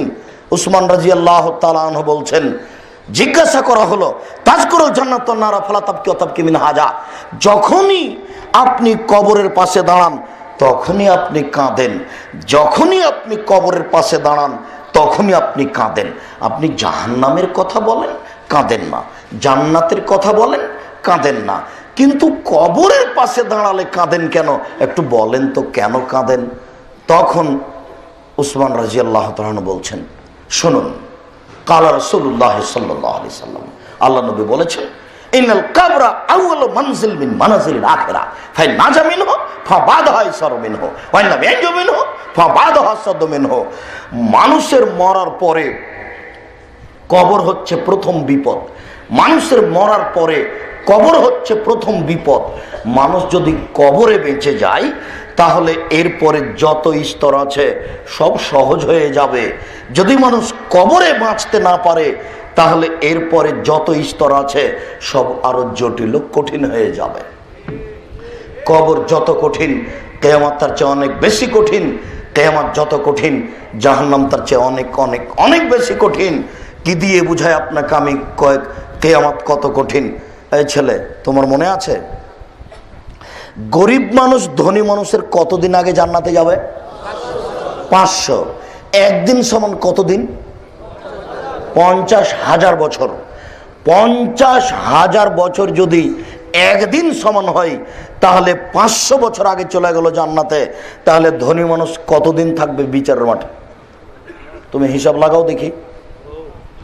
তুমি কিয়ামতকে বুঝো? কিয়ামতকে বুঝো না বলেই তো তুমি পশুর মতো দৌড়িয়ে বেড়াচ্ছ, দিন রাত জেনা করছো। তুমি বুঝো না কিয়ামত কাকে বলে? তোমাকে আমি বারবার বলেছি, তোমার চেয়ারম্যানের মাথায় যদি আল্লাহ টিনটা তুলে দেন, তুলে দিয়ে বলেন যে চেয়ারম্যান 3 দিন হাঁটো, তাহলে কয়দিন সময় হবে? 1.5 লক্ষ বছর। তুমি হিসাব করেছ যে এই জমিটা, বাড়িটা তোমাদের নয়, তোমার বাপ জোর করে দখল করেছে। তো বিচারের মাঠে আল্লাহ তোমার বাপকে এই জমিনটা খনন করতে লাগিয়ে দিবে, বলে খোঁড়ো। খুঁড়তে খুঁড়তে খুঁড়তে হাতটা এবলো গেলা সাবে আরজিন, 7ম জমিনের নিচে যখন যাবে তখন এই 7টা জমিন ইটাও আগালামানো কহি তোমার বাপের কাঁধে চাপিয়ে দেওয়া হবে। এরপর তোমার বাপকে বলা হবে বিচার মাঠে এখন হাঁটো। বলো খুঁড়তে কতদিন লেগেছে? না, আমি বুঝাতে পারি না একটুকু।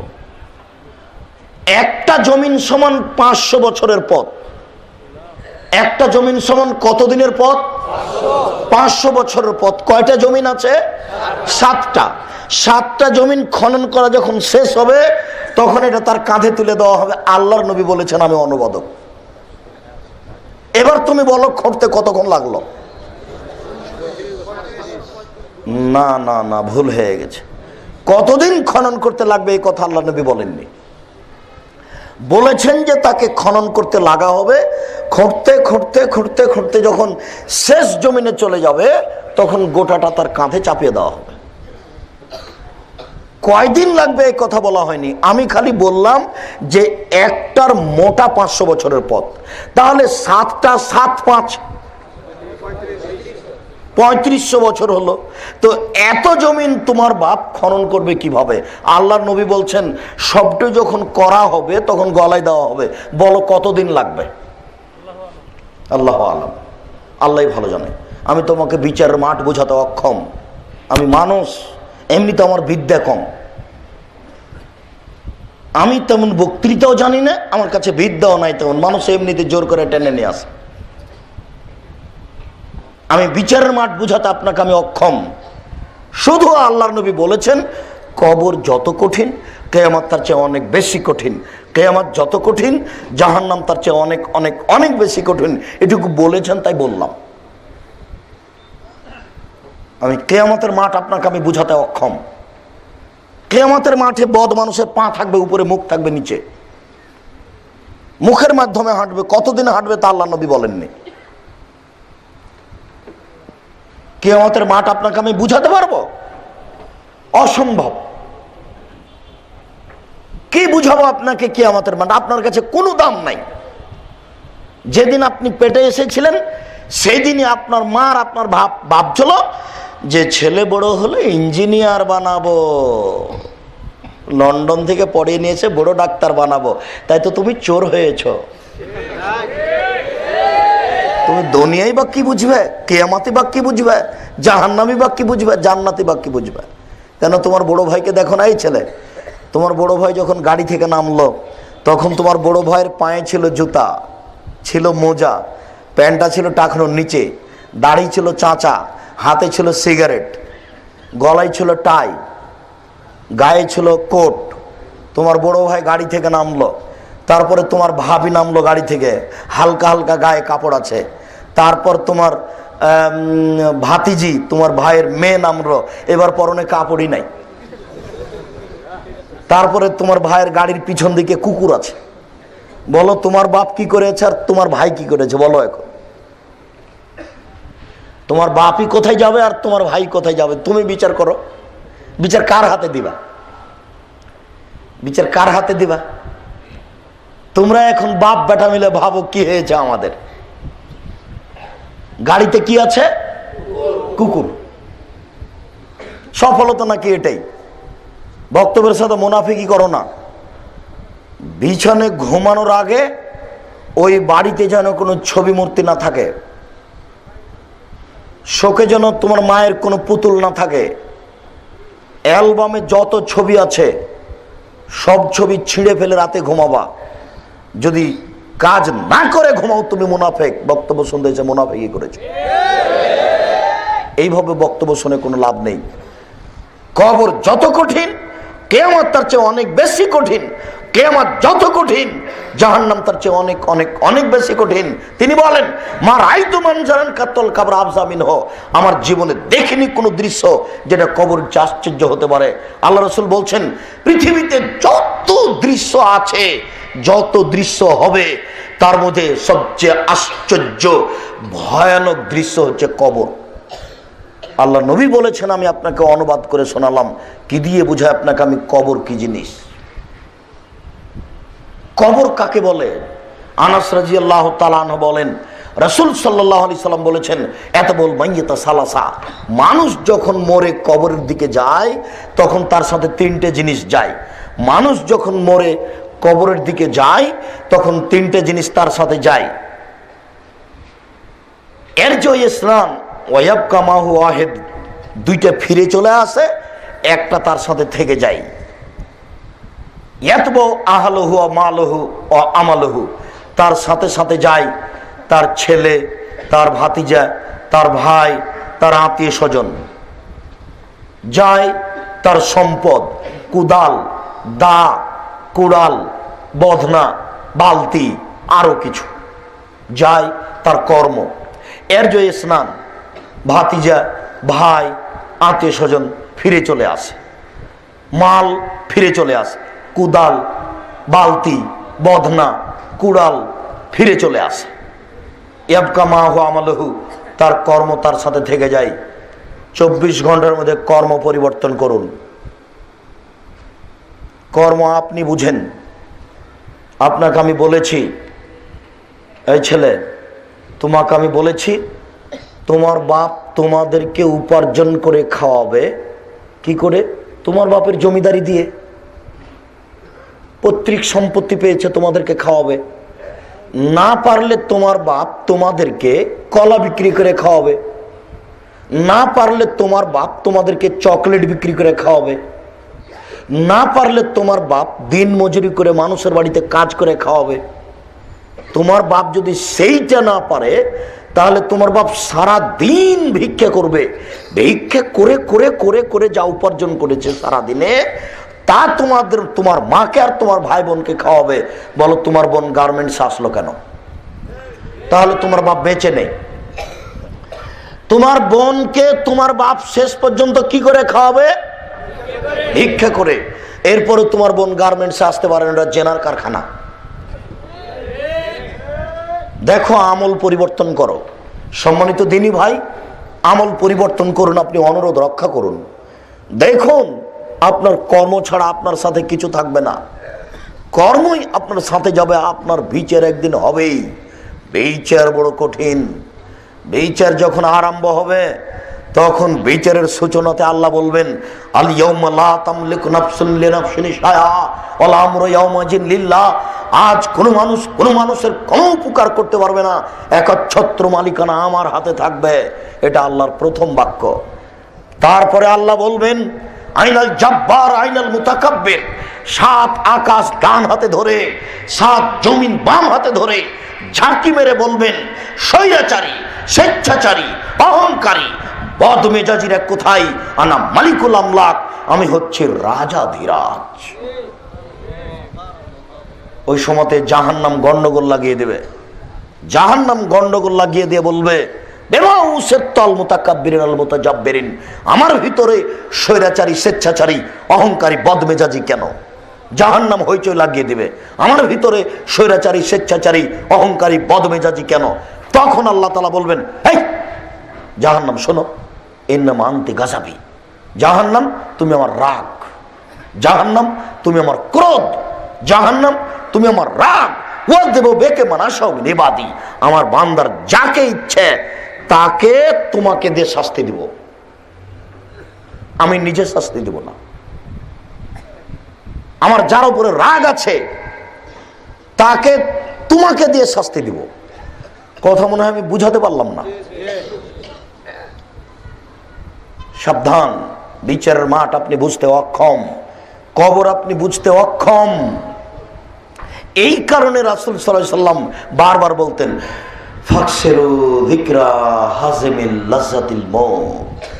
তোমরা ওই জিনিসটাকে বেশি বেশি স্মরণ করো যেই জিনিসটা মানুষের স্বাদকে কেটে দেয়, মানুষের সাদকে কেটে দেয় মরণ। গরিব মানুষটা সামনের সপ্তাহে একটা ভ্যান কিনবে ইচ্ছা করেছে, মরণ তাকে মেরে দিল। ও কি আর ভ্যান কিনতে পারবে? সাদ কেটে দিল। লোকটা ভেবেছে বাড়িটা 10 তলা বানাবো, কাজ আরম্ভ করতেই মারা গেল। মরণ তার সাদকে কেটে দিল।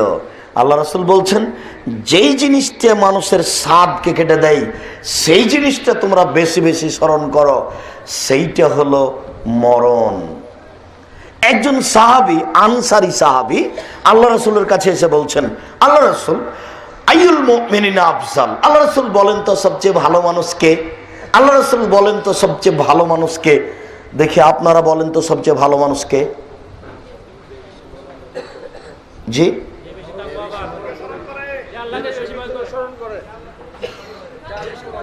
হয়ে গেছে, হয়নি, একটা হয়নি। না না না, একটা হয়নি। যার ভালো আচরণ, যে মরণকে স্মরণ করে, পরের বাক্য এটা নয়, সদাচরণ। মনে থাকবে, সবচেয়ে ভালো মানুষকে যার আচরণ ভালো। এবার মনে করে নেবেন, সবচেয়ে ভালো মানুষকে যার আচরণ ভালো। আব্দুর রাজ্জাক সাহেব কথাটা আরো বুঝিয়ে বলেন, একটু কষ্ট পাচ্ছি। আমরা কিন্তু এদিক সেদিক বলছিলাম, আপনি নাকচ করেছেন। আমি আরো কথাটা বুঝিয়ে বলি। নাওয়াস ইবনে সামান রাদিয়াল্লাহু তাআলা আনহু বলেন, আমি একদিন আল্লাহ রাসূলকে বললাম, আল্লাহ রাসূল, মাল বিররু ওয়াল ইসমু, আল্লাহ রাসূল, পাপ কি জিনিস, নেকি কি জিনিস বলেন তো একটু। পাপ কি জিনিস, নেকি কি জিনিস, নেকি কি জিনিস বলেন তো আল্লাহ রাসূল একটু। তখন আল্লাহ রাসূল বলছেন, আল বিররু হুসনুল খুলুক, নেকি হলো ভালো আচরণ। তিনি বলেননি নেকি হলো তাহাজ্জুদ, নেকি হলো হজ, নেকি হলো কোটি টাকা দান, এই কথা তিনি বলেননি। তিনি বলেছেন নেকি হলো ভালো আচরণ। আরেকটা, খুব এক খেলে চেয়ে থাকবেন, রেডি হয়ে থাকেন, যদি চো আপনাকে আর আমি কষ্ট দিব না, আজকের জন্য খুব তাড়াতাড়ি আগিয়ে যাচ্ছে, আপনাকে কষ্ট দিতে চাচ্ছি না, তার মানে আমারও সময় পার। খুব খেয়াল করে থাকবেন, কথা 19-20 হয় না যেন। আল্লাহ রাসূল বলছেন, কেউ যদি তর্ক ছেড়ে দেয় সত্য হলেও, কেউ যদি তর্ক ছেড়ে দেয় সত্য হলেও, না এটা ঠিক, আরে না না এটা ঠিক, কে বলেছে এটা ঠিক, এর নাম তর্ক। কেউ যদি তর্ক ছেড়ে দেয়, আমি মুহাম্মদ সাল্লাল্লাহু আলাইহি সাল্লাম তাকে একটা জান্নাতে ঘর নিয়ে দিব। 2, কেউ যদি মিথ্যে ছেড়ে দেয় মজাক করে হলেও, কেউ যদি মিথ্যে ছেড়ে দেয় মজাক করে হলেও, আমি মুহাম্মদ সাল্লাল্লাহু আলাইহি সাল্লাম জান্নাতের মাঝামাঝিতে একটা ঘর নিয়ে দিব। কেউ যদি আচরণকে ভালো করে, তাহলে আমি তাকে জান্নাতুল ফেরদাউস নিয়ে দেব। আনা যাইমুন বিল জান্নাতিল আলা লিমান আহসানা খুলুকাহু, যে তার সুন্দর আচরণ করেছে আমি তাকে জান্নাতুল ফেরদাউস নিয়ে দেব। শুনেন, আল্লাহ রাসূল একদিন বলছেন, ইন্না ফিল জান্নাতিল লাগুরা ইরা যাহিরুহু মিন বাতিনিহা ওয়া বাতিনুহু মিন যাহিরিহা, জান্নাতে এত দামি দামি ঘর আছে, এত উন্নত মানের পদার্থ দ্বারা তৈরি, যার ভেতর থেকে বাহির দেখা যায়, বাহির থেকে ভেতর দেখা যায়, এখানে টক টক টক টক টক করছে, ঝকঝক ঝক করছে। তো সাহাবীগণ বলছে যে কে পাবে সেটা বলেন তো, তাড়াতাড়ি বলেন, ওটা পাবে কে? তখন আল্লাহ রাসূল বললেন, লেমন আলানাল কালামা, যার মুখের ভাষা নরম। আচরণ ভালো করা যায় মুখের ভাষা দিয়ে। আবার প্রথমে চলে গেলাম, আনসারী সাহাবী এসে আল্লাহ রাসূলকে বলছেন, আল্লাহ রাসূল, সবচেয়ে ভালো মানুষ কে বলেন তো আল্লাহ রাসূল, সবচেয়ে ভালো মানুষ কে? তখন আল্লাহ রাসূল বলছেন, আহসানুহুম খুলুকান, যার আচরণ ভালো সেই সবচেয়ে ভালো মানুষ। মনে থাকবে কি? এইটাকে পূর্ণ করতে গিয়ে নাওয়াস ইবনে সামানের হাদিসটা বললাম। নাওয়াস ইবনে সামান বললেন, আল্লাহ রাসূল, নেকি কি জিনিস বলেন তো? তখন আল্লাহ রাসূল বললেন, নেকি হলো ভালো আচরণ। আর একটা যোগ দিলাম, আল্লাহ রাসূল বললেন, আমি জান্নাতুল ফেরদাউস নিয়ে দিব ওকে। কাকে? যে তার আচরণকে ভালো করলো। তো আচরণ ভালো হয় কোন দিক দিয়ে? মুখ দিয়ে। আচরণ ভালো কোনখান থেকে শুরু হয়? মুখ থেকে। এই ছেলে, নির্বাচন করতে এসে বোকামি করতে এসে তুমি তো পিছনে পিছনে হাঁটো বোকা ছেলে, তোমার মা সামনে সামনে হাঁটে পর্দা ধরে, এই তো তোমার নির্বাচন। তোমার মা, না না ওস্তাজি আমার মা ছিল না, এটা আমার খালা। আরে বেটা, খালাও তো মা। লাইনের প্রথমে কে থাকে? বেটি ছেলে, ওর মা আছে, ওর খালা। নির্বাচন করতে গিয়ে তুমি যে তোমার চাচাকে বলেছ চুপ থাকেন, কথা বলবেন না, তুমি জানো এই কথাটা কত বড় অপরাধ? এটা হলো হক নষ্ট পাপ। ধমক দেওয়া কি পাপ? হক নষ্ট পাপ। এইভাবে তুমি যে মুরব্বীকে এইভাবে বলেছ, আগামীকাল সন্ধ্যা হতে হতে চাচার হাত ধরে ক্ষমা নিও, চাচা আমার ভুল হয়েছে, কথাটা জোরে বলা, আমাকে মাফ করেন। এইভাবে কথা বলো হক নষ্ট পাপ। নীতি ত্যাগ করো, কথার সাথে মুনাফিকি করো না, ভদ্র হও। শুনুন, আল্লাহ নবী বলেন তো সবচেয়ে বুদ্ধিমানকে? ওই সাহাবী জিজ্ঞাসা করছেন, এই কথা শেষ যেটা এখন বলছিলাম। আল্লাহ রসুল বলেন তো সবচেয়ে বুদ্ধিমানকে? তখন আল্লাহ রসুল বললেন, আকসারহুম যিকরান লিল মউতে, যে মরণকে বেশি বেশি স্মরণ করে সে হলো সবচেয়ে বুদ্ধিমান। আজকের বক্তব্য অনেকক্ষণ হলো শুনতে এসেছেন, অনেক কষ্ট করে বসে আছেন, আর আব্দুর রাজ্জাক সাহেব কি যে বলেন তাই পেশাব পায়খানা করতে যাচ্ছি না। আচ্ছা ঠিক আছে, ভালো, জাযাকুমুল্লাহ খায়ের। তো আজকের বক্তব্য যদি সব ভুলে যান তাহলে দুইটা কথা নিয়ে যাবেন। সবচেয়ে ভালো মানুষকে, সবচেয়ে বুদ্ধিমানকে, যে মরণকে স্মরণ করে। এই কথাটা কে বলেছেন? আল্লাহ নবী বলেছেন। এটা বলবেন না যে আব্দুর রাজ্জাক সাহেব বলেছেন, আল্লাহ রসুল বলেছেন। সাহাবী জিজ্ঞাসা করলেন, আল্লাহ রসুল সবচেয়ে ভালো মানুষকে? তখন আল্লাহ রসুল উত্তরে বললেন, যার ভালো আচরণ। তারপরে বললেন সবচেয়ে বুদ্ধিমানকে? যে মরণকে বেশি বেশি স্মরণ করে। তো এইবার মরণকে বেশি বেশি কিভাবে স্মরণ করব, এইবার চলেন। আবু হুরায়রা রাদিয়াল্লাহু তাআলা আনহু বলেন, কানা রাসূলুল্লাহ সাল্লাল্লাহু আলাইহি ওয়াসাল্লাম ইয়াদু ওয়া ইয়াকুল, আল্লাহ রাসূল দোয়া করতেন, দোয়াতে বলতেন। আল্লাহ রাসূল দোয়া করতেন, দোয়াতে বলতেন। কি বলতেন? আল্লাহুম্মা ইন্নী আউযু বিকা মিন আযাবিল কবর, আল্লাহ তোমার কাছে কবরের শাস্তি থেকে বাঁচতে চাই। আউযু বিকা মিন আযাবে জাহান্নাম, তোমার কাছে জাহান্নামের শাস্তি থেকে বাঁচতে চাই। আউযু বিকা মিন ফিতনাতিল মাসিহিদ দাজ্জাল, তোমার কাছে দাজ্জালের ফিতনা থেকে বাঁচতে চাই। আউযু বিকা মিনাল মাসামিউল মাগরাম, তোমার কাছে কর্জ এবং বড় পাপ থেকে বাঁচতে চাই। আউযু বিকা মিন ফিতনাতিল মাহিওয়াল মামাত, তোমার কাছে বেঁচে থাকা বিপদ এবং মরে যাওয়া বিপদ থেকে বাঁচতে চাই। এই ছেলে শোনো, সম্মানিত মুরব্বী শোনেন, কয়েকটা কথার মধ্যে অতীব গুরুত্বপূর্ণ একটা কথা আছে, সেই কথাটা বলছি, তার আগে শুনে নেন। আল্লাহ রাসূল দিন রাত এই দোয়া পড়তেন। সালাম ফিরার পূর্বে এই দোয়া পড়তেন। সালাম ফিরার পূর্বে একটা দোয়া আছে, তার নাম দোয়ায়ে মাসুরা। মনে আছে আপনাদের? প্রথমত পড়বেন আত্তাহিয়াত, নাকি? তারপরে দুরুদ, তারপরে দোয়ায়ে মাসুরা। বলেন তো প্রথম অংশ কেমন? আল্লাহুম্মা ইন্নী যালামতু নাফসি যুলমান কাসীরা। তারপরের অংশ হচ্ছে আল্লাহুম্মা ইন্নী আউযু বিকা মিন আযাবি জাহান্নাম। আগামীকাল সন্ধ্যা হতে হতে মুখস্থ করবেন, মুখস্থ না থাকলে যে কোনো মূল্যে করতেই হবে ইনশাআল্লাহ। বলেন ইনশাআল্লাহ। মুখস্থ করে জীবনে কোনোদিন এই দোয়ায়ে মাসুরা না পড়ে সালাম ফিরবেন না ইনশাআল্লাহ।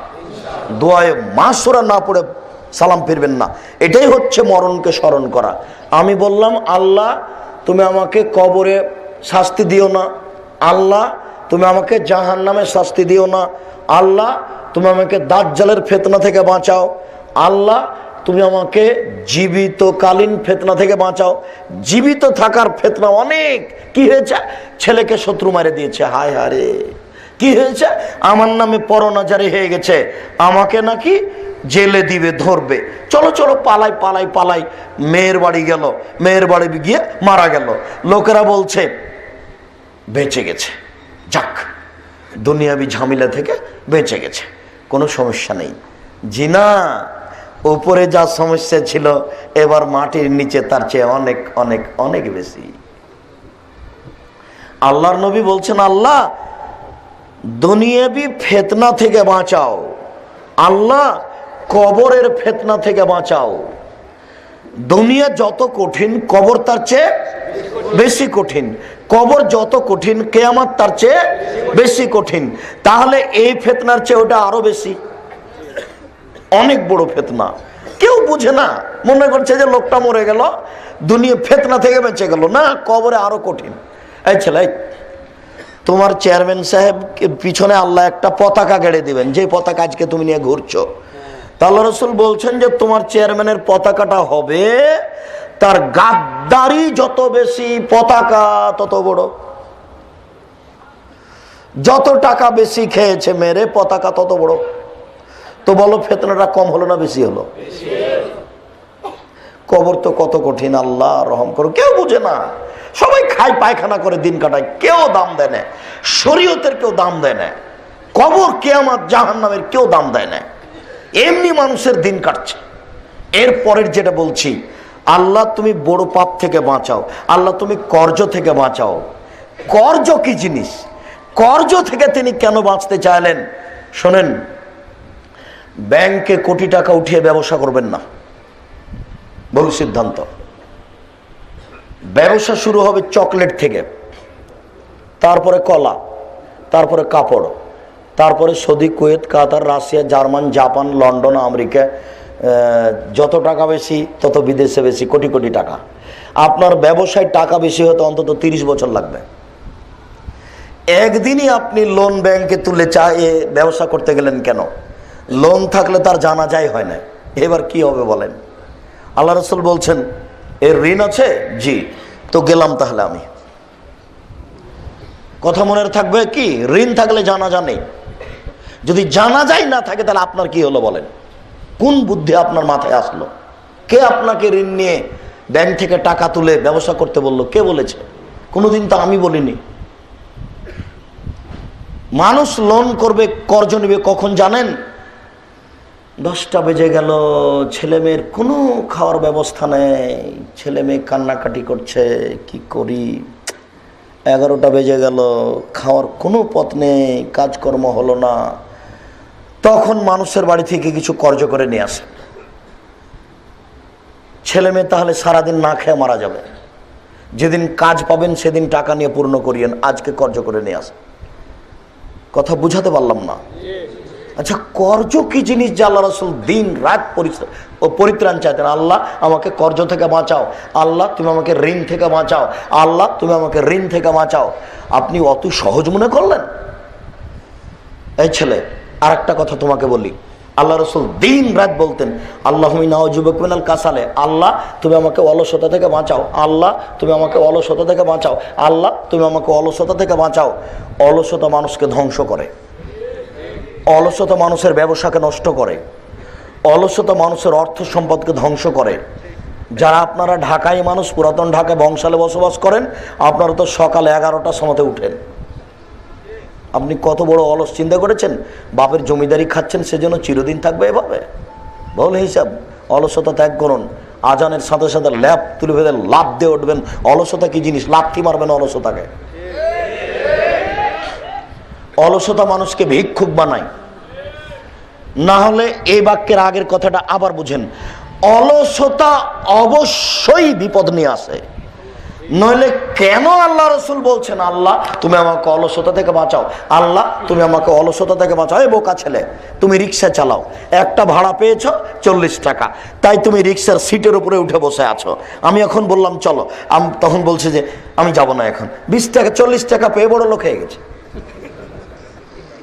ও অলস।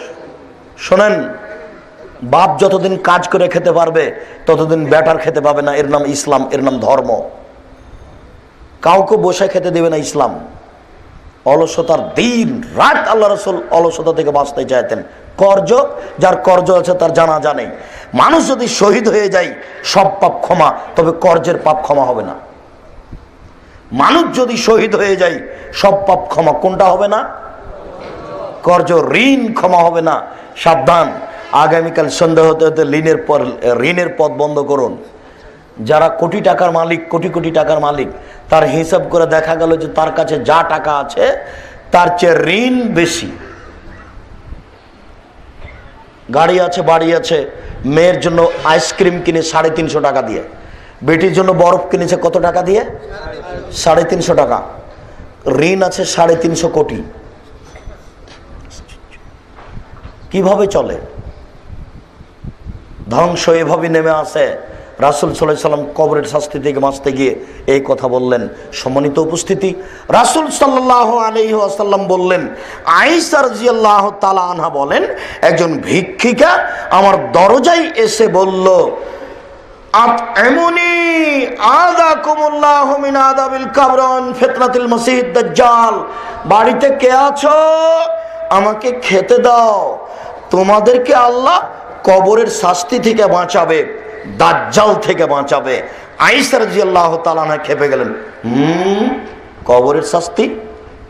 একই কথা, আমি তো কোনোদিন শুনিনি। লাম আজাল আহাবে সোহা, তাকে আমি আটকে দিলাম। এই থামো। হাত্তা আতা রাসূলুল্লাহ সাল্লাল্লাহু আলাইহি ওয়াসাল্লাম, আল্লাহ রাসূল আসবেন, জিজ্ঞাসা করব তারপরে।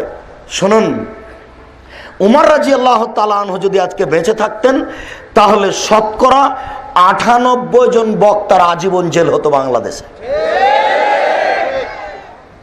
আর আপনাদের বুদ্ধি বিবেক থাকলে হুজুরদেরকে এইভাবে অগ্রিম 40,000 টাকা দিয়ে, বিদায়ের সময় 10,000 টাকা দিয়ে এইভাবে সম্মান করতেন না।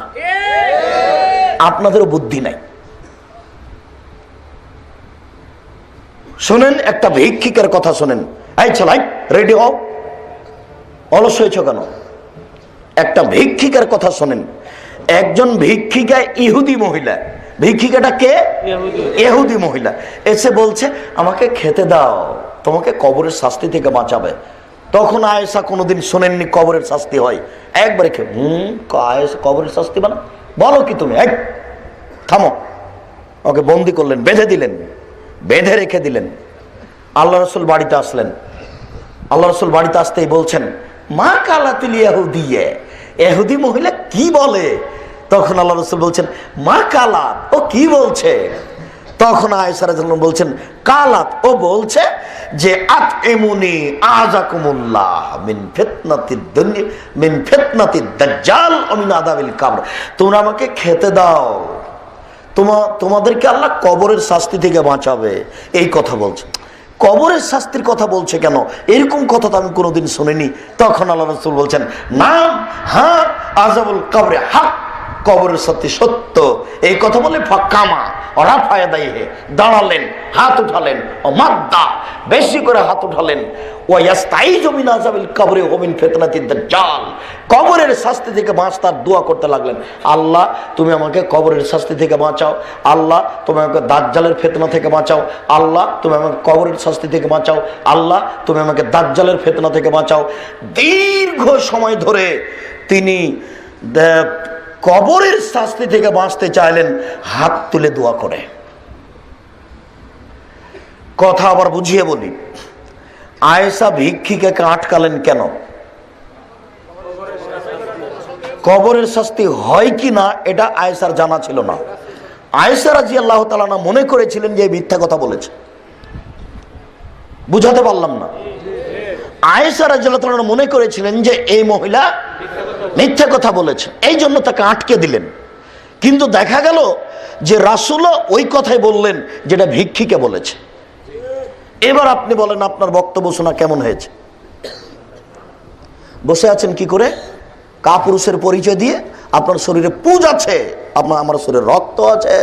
আমি জিন্দেগিতে কোনোদিন কোনো মুফাসসিরের এই শব্দ শুনি না, লা ইলাহা ইল্লাল্লাহ, আরো জোরে লা ইলাহা ইল্লাল্লাহ মুহাম্মাদুর রাসূলুল্লাহ, এইসব নোংরা হিসাব আমি শুনি না। তুমি শোনো কাপুরুষ, তোমার শরীরে রক্ত নেই, পুজ আছে সব। তুমি কে বলো? আমি সুযোগ বলে এই মুফাসসিরকে 80 160 লাঠি পিটাবো।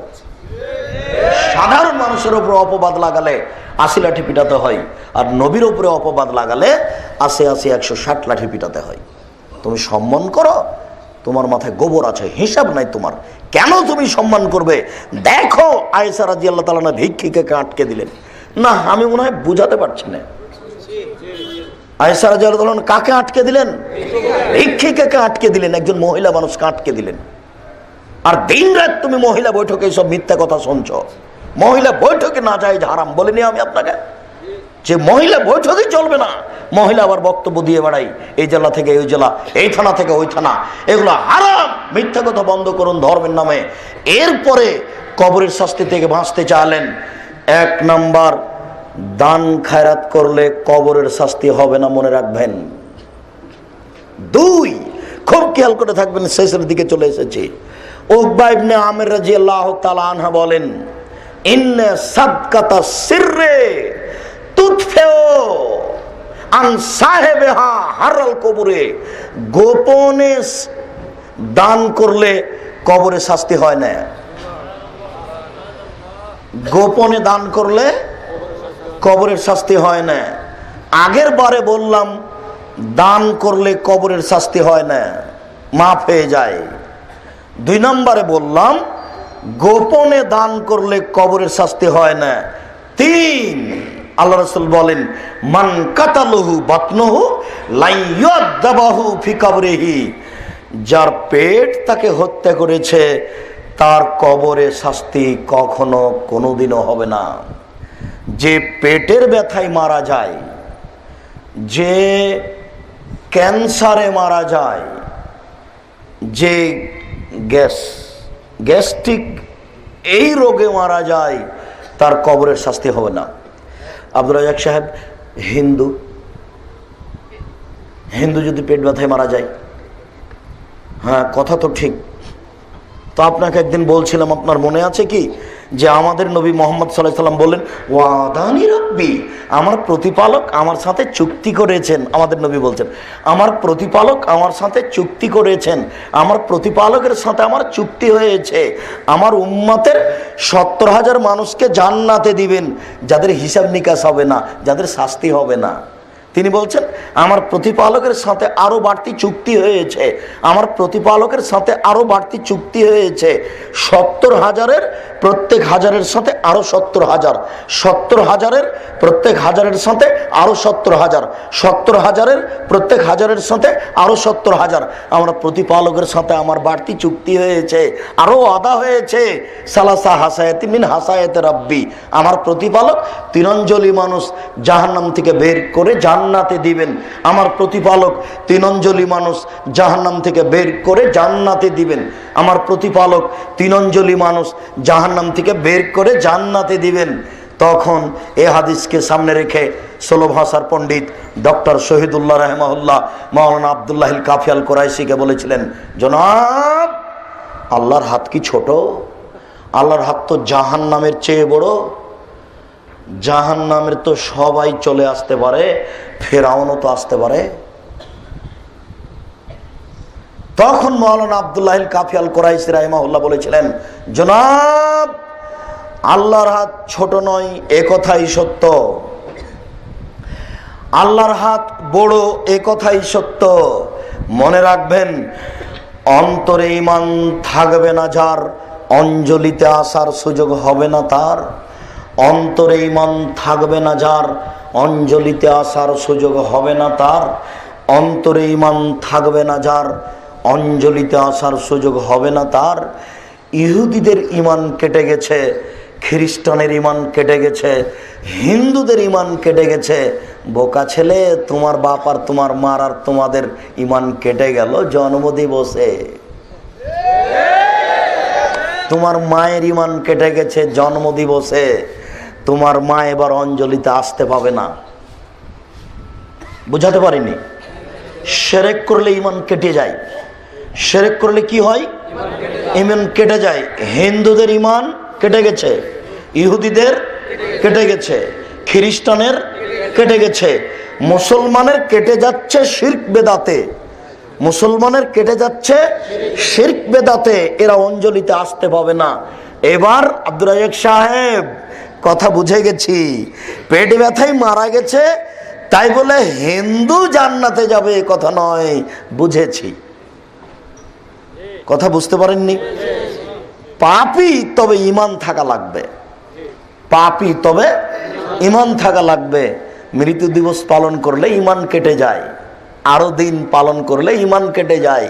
তওবা করো, বলো আস্তাগফিরুল্লাহ, তো বলে বলো আস্তাগফিরুল্লাহ, বলো। সবাই বলছে না, দেখেন কাপুরুষ বসে আছে, মনে মনে ভাবছে যে আমার তো কালকে যাওয়া হবে না, আর একদিন যাওয়া হবে না। বেটা, তোমার এই নীতিকে কবর দিতে এসেছে, তোমার এই নোংরা নীতিকে কবর দিতে এসেছে, তুমি এটা মনে রেখো। শোনো, মুহাম্মদ সাল্লাল্লাহু আলাইহি সাল্লাম মক্কা থেকে মদিনায় আসলেন, দেখলেন তারা 2 দিনে খেলাধুলা করছে। আল্লাহ রাসূল বলেন, এই লোকেরা, এই ছেলেরা, এই তোমরা কিসের খেলাধুলা করো? আমরা এটা যুগ যুগ ধরে এই 2 দিনে খেলাধুলা করি।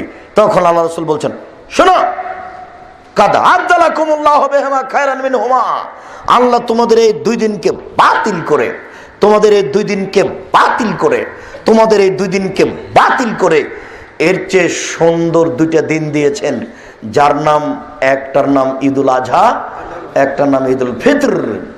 আর কিয়ামত পর্যন্ত 3য় দিন আসবে না। অতএব তোমার মায়ের জন্মদিবস হারাম, ঈমান কেটে গেছে। পেট ব্যথায় মারা গেলে কবরের শাস্তি হবে না, কখনো হবে না। মা মিন মুসলিমিন ইয়ামুতু ইয়াউমাল জুমআ ইল্লা ওয়াকাহুল্লাহু তাআলা, কেউ যদি জুমার দিনে মারা যায়, আও লাইলাতুল জুমা, অথবা জুমার রাতে মারা যায়, তাহলে তার কবরের শাস্তি হবে না। জুমার দিন কখন শুরু হয়? কেউ ঠিক বলে না যে জি, বৃহস্পতিবারের দিন সূর্য ডোবার সাথে সাথে, বৃহস্পতিবারের দিন সূর্য ডোবার সাথে সাথে জুমা শুরু। বৃহস্পতিবারের দিন সূর্য ডোবার পর থেকে নিয়ে শুক্রবার সূর্য ডোবা পর্যন্ত এই 24 ঘন্টায় কেউ মারা গেলে কবরের শাস্তি হবে না।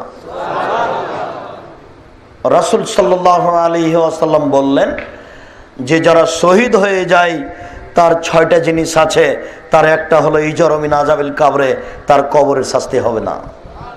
যারা শহীদ হয়ে যায় তার কবরের শাস্তি হবে না। 1, গোপনে দান করলে কবরের শাস্তি হয় না।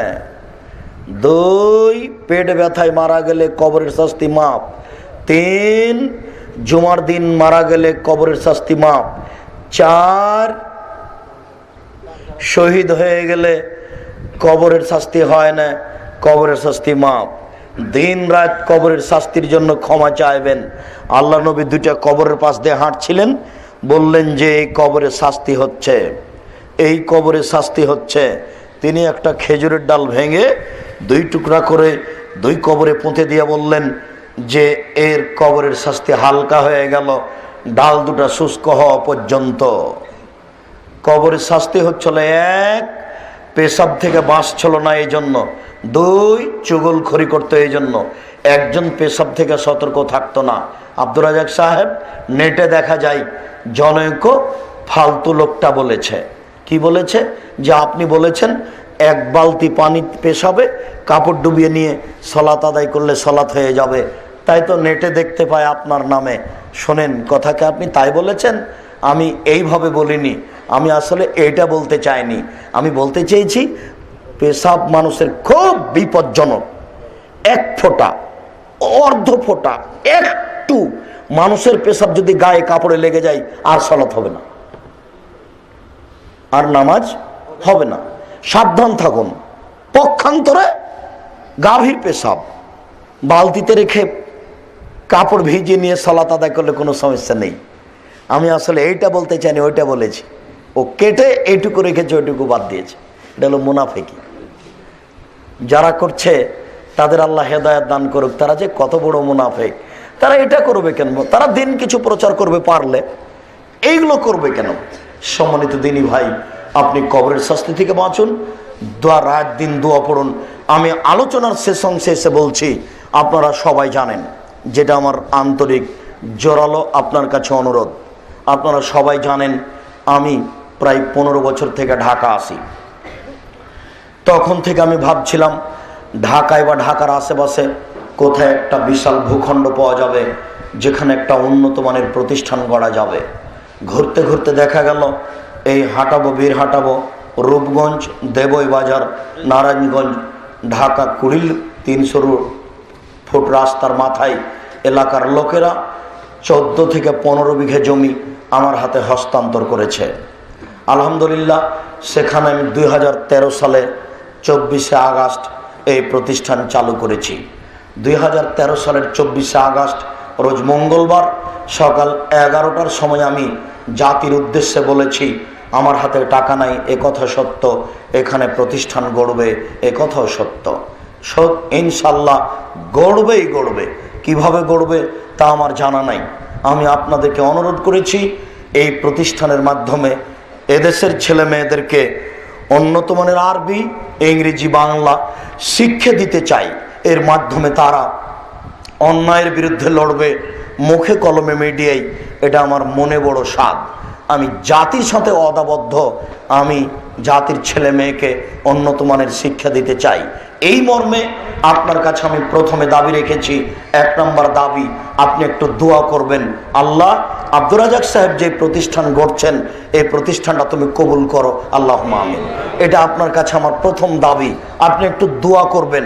দ্বিতীয় দাবি, আপনি আমাকে পরামর্শ দিবেন, আপনার পরামর্শ আমি মূল্যায়ন করব। তৃতীয় দাবি, আপনি সময় সাপেক্ষে ছেলে মেয়ে পাঠাবেন। ছেলেদের মেয়েদের পৃথক পৃথক থাকার জায়গা আছে, উন্নত মানের থাকা খাওয়ার ব্যবস্থা রয়েছে, উন্নত মানের শিক্ষা দেওয়ার ব্যবস্থা রয়েছে। চতুর্থ দাবি, নবীর চলেনি টাকা ছাড়া, আমার চলবে টাকা ছাড়া, এ কথা আমি বিশ্বাস করি না। মর্মে আমি আপনার দিনী ভাই, আপনাকে আমি আন্তরিকভাবে অনুরোধ করতে চাই, আপনি এই প্রতিষ্ঠানকে মূল্যায়ন করুন আর্থিকভাবে। এখানে নির্মাণের কাজ হচ্ছে, ছেলেদের আবাসিক নির্মাণের কাজ, মেয়েদের আবাসিক নির্মাণের কাজ, শিক্ষক আবাস নির্মাণের কাজ, এবং মসজিদ একটা আরম্ভ করব মনে করছি সামনে মার্চের দিকে, যার এক স্তরে 3000 মুসল্লি সালাত আদায় করতে পারবে, এরকম একটা পরিকল্পনা জায়গা রেডি আছে। আপনারা প্রাণপণে সাধ্যাতীত যেভাবে সম্ভব এই প্রতিষ্ঠানকে মূল্যায়ন করবেন। প্রথমত আগে দেখতে যাবেন, এরপরে 10 টাকা দিয়ে হলে মূল্যায়ন করবেন। আমি বিশ্বাসী, পতিতালয়ের মেয়ে যদি কুকুরকে পানি পান করে জান্নাত পেতে পারে, পতিতালয়ের মেয়ে যদি কুকুরকে পানি পান করে জান্নাত পেতে পারে, আপনি এই প্রতিষ্ঠানকে মূল্যায়ন করলে জান্নাত হবে ইনশাআল্লাহ। মর্মে আপনাকে 10 টাকা হলে অংশগ্রহণ করার জন্য আমি অনুরোধ করছি। আপনি এই প্রতিষ্ঠানের সদস্য, আপনি আমার দিনী ভাই, আপনি আমার দিনী বোন, আপনাকে আমি আন্তরিকভাবে অনুরোধ করছি। জনগণের টাকা দিয়ে প্রতিষ্ঠান গড়ে উঠেছে, আরো গড়বে। 2 বছরের ফলাফল আপনি দেখলেই খুশি হয়ে যাবেন। এই জন্য আপনাকে অনুরোধ করছি, আপনি 10টা টাকা দিলেন না, আপনার অজান্তে প্রতিষ্ঠান বড় হয়ে গেল, তখন আপনি কষ্ট পাবেন, এটা আমি চাই না। আপনি মনটা খারাপ করবেন না, মনটা সংকীর্ণ করবেন না, যে কোনো মূল্যে আপনি প্রতিষ্ঠানকে মূল্যায়ন করুন। এই প্রতিষ্ঠান মূল্যায়ন করো তো আপনি অ্যাকাউন্ট নাম্বার ব্যবহার করতে পারেন 0071120004027 আল আরাফা ইসলামী ব্যাংক, রাজশাহী, আব্দুর রাজ্জাক। এছাড়া আপনি আমার মোবাইল নাম্বার ব্যবহার করতে পারেন বিকাশে অথবা ডাচ বাংলায় 01717088967, প্রায় সব বই লেখা আছে। সম্মানিত দিনী ভাই, সম্মানিত দিনী বোন, আমি আপনাদেরকে বিশেষভাবে যারা ঢাকায় ব্যবসা বাণিজ্যের সাথে জড়িত আছেন, যারা এখানে বসবাস করেন, তারাকে আমি আন্তরিকভাবে অনুরোধ করে যাচ্ছি, আপনি প্রতিষ্ঠানকে মূল্যায়ন করুন। আপনার বাড়ির পাশে আমি আসি শুধু রাজশাহী, চাঁপাইনবাবগঞ্জ, রাজশাহী থেকে। আমি আপনার মেহমান, আপনি মেজবান। আপনার বাড়িতে আমি কাজ করে যাচ্ছি, আপনি চেষ্টা করুন, দোয়া করুন, আল্লাহ কবুল করুক, আল্লাহুম্মা আমিন। পরের কথাটি হচ্ছে এই, আজ হোক কাল হোক আমাকে যাওয়াই লাগবে, তাই কিছু ভাঙাচোরা লিখে যাই। আসলে আমার তেমন বিদ্যা নেই, এরপরেও এই উপদেশ বইটা, যেমন আজকে কবরের শাস্তি সম্পর্কে বলছিলাম, সব দেওয়া আছে। আর এই যে মরণ একদিন আসবে, কবরের শাস্তি সম্পর্কে সব আছে। আর তাওজিহুল কোরআন, এটা তো জানছেন ব্যতিক্রম তাফসির। তাফসির অনেক আছে, তবে এর ধারা গতিনীতি ভিন্ন। আমি চেষ্টা করেছি আপনাকে বোঝানোর। সব বইগুলি স্টেজে আছে, আদর্শ নারী, আদর্শ পুরুষ, বইগুলি স্টেজ থেকে সংগ্রহ করার অনুরোধ রেখে আজকের সংক্ষিপ্ত আলোচনা এখানে শেষ করলাম। আল্লাহ আমাদের যারা মারা গেছে, তুমি তাদের কবরের শাস্তি মাফ করো, অসুস্থ আরোগ্য দান করো, আর তুমি আমাদেরকে তোমার রাসূলের পদ্ধতি অনুযায়ী চলার তৌফিক দান করো। এই দাবি, এই দাওয়া, এই দোয়া তোমার দরবারে রেখে আজকের আলোচনা এখানে শেষ করলাম। সুবহানাকা আল্লাহুম্মা ওয়া বিহামদিকা আশহাদু আল্লা ইলাহা ইল্লা আনতা আস্তাগফিরুকা ওয়া আতুবু ইলাইক। আসসালামু আলাইকুম ওয়া রাহমাতুল্লাহ।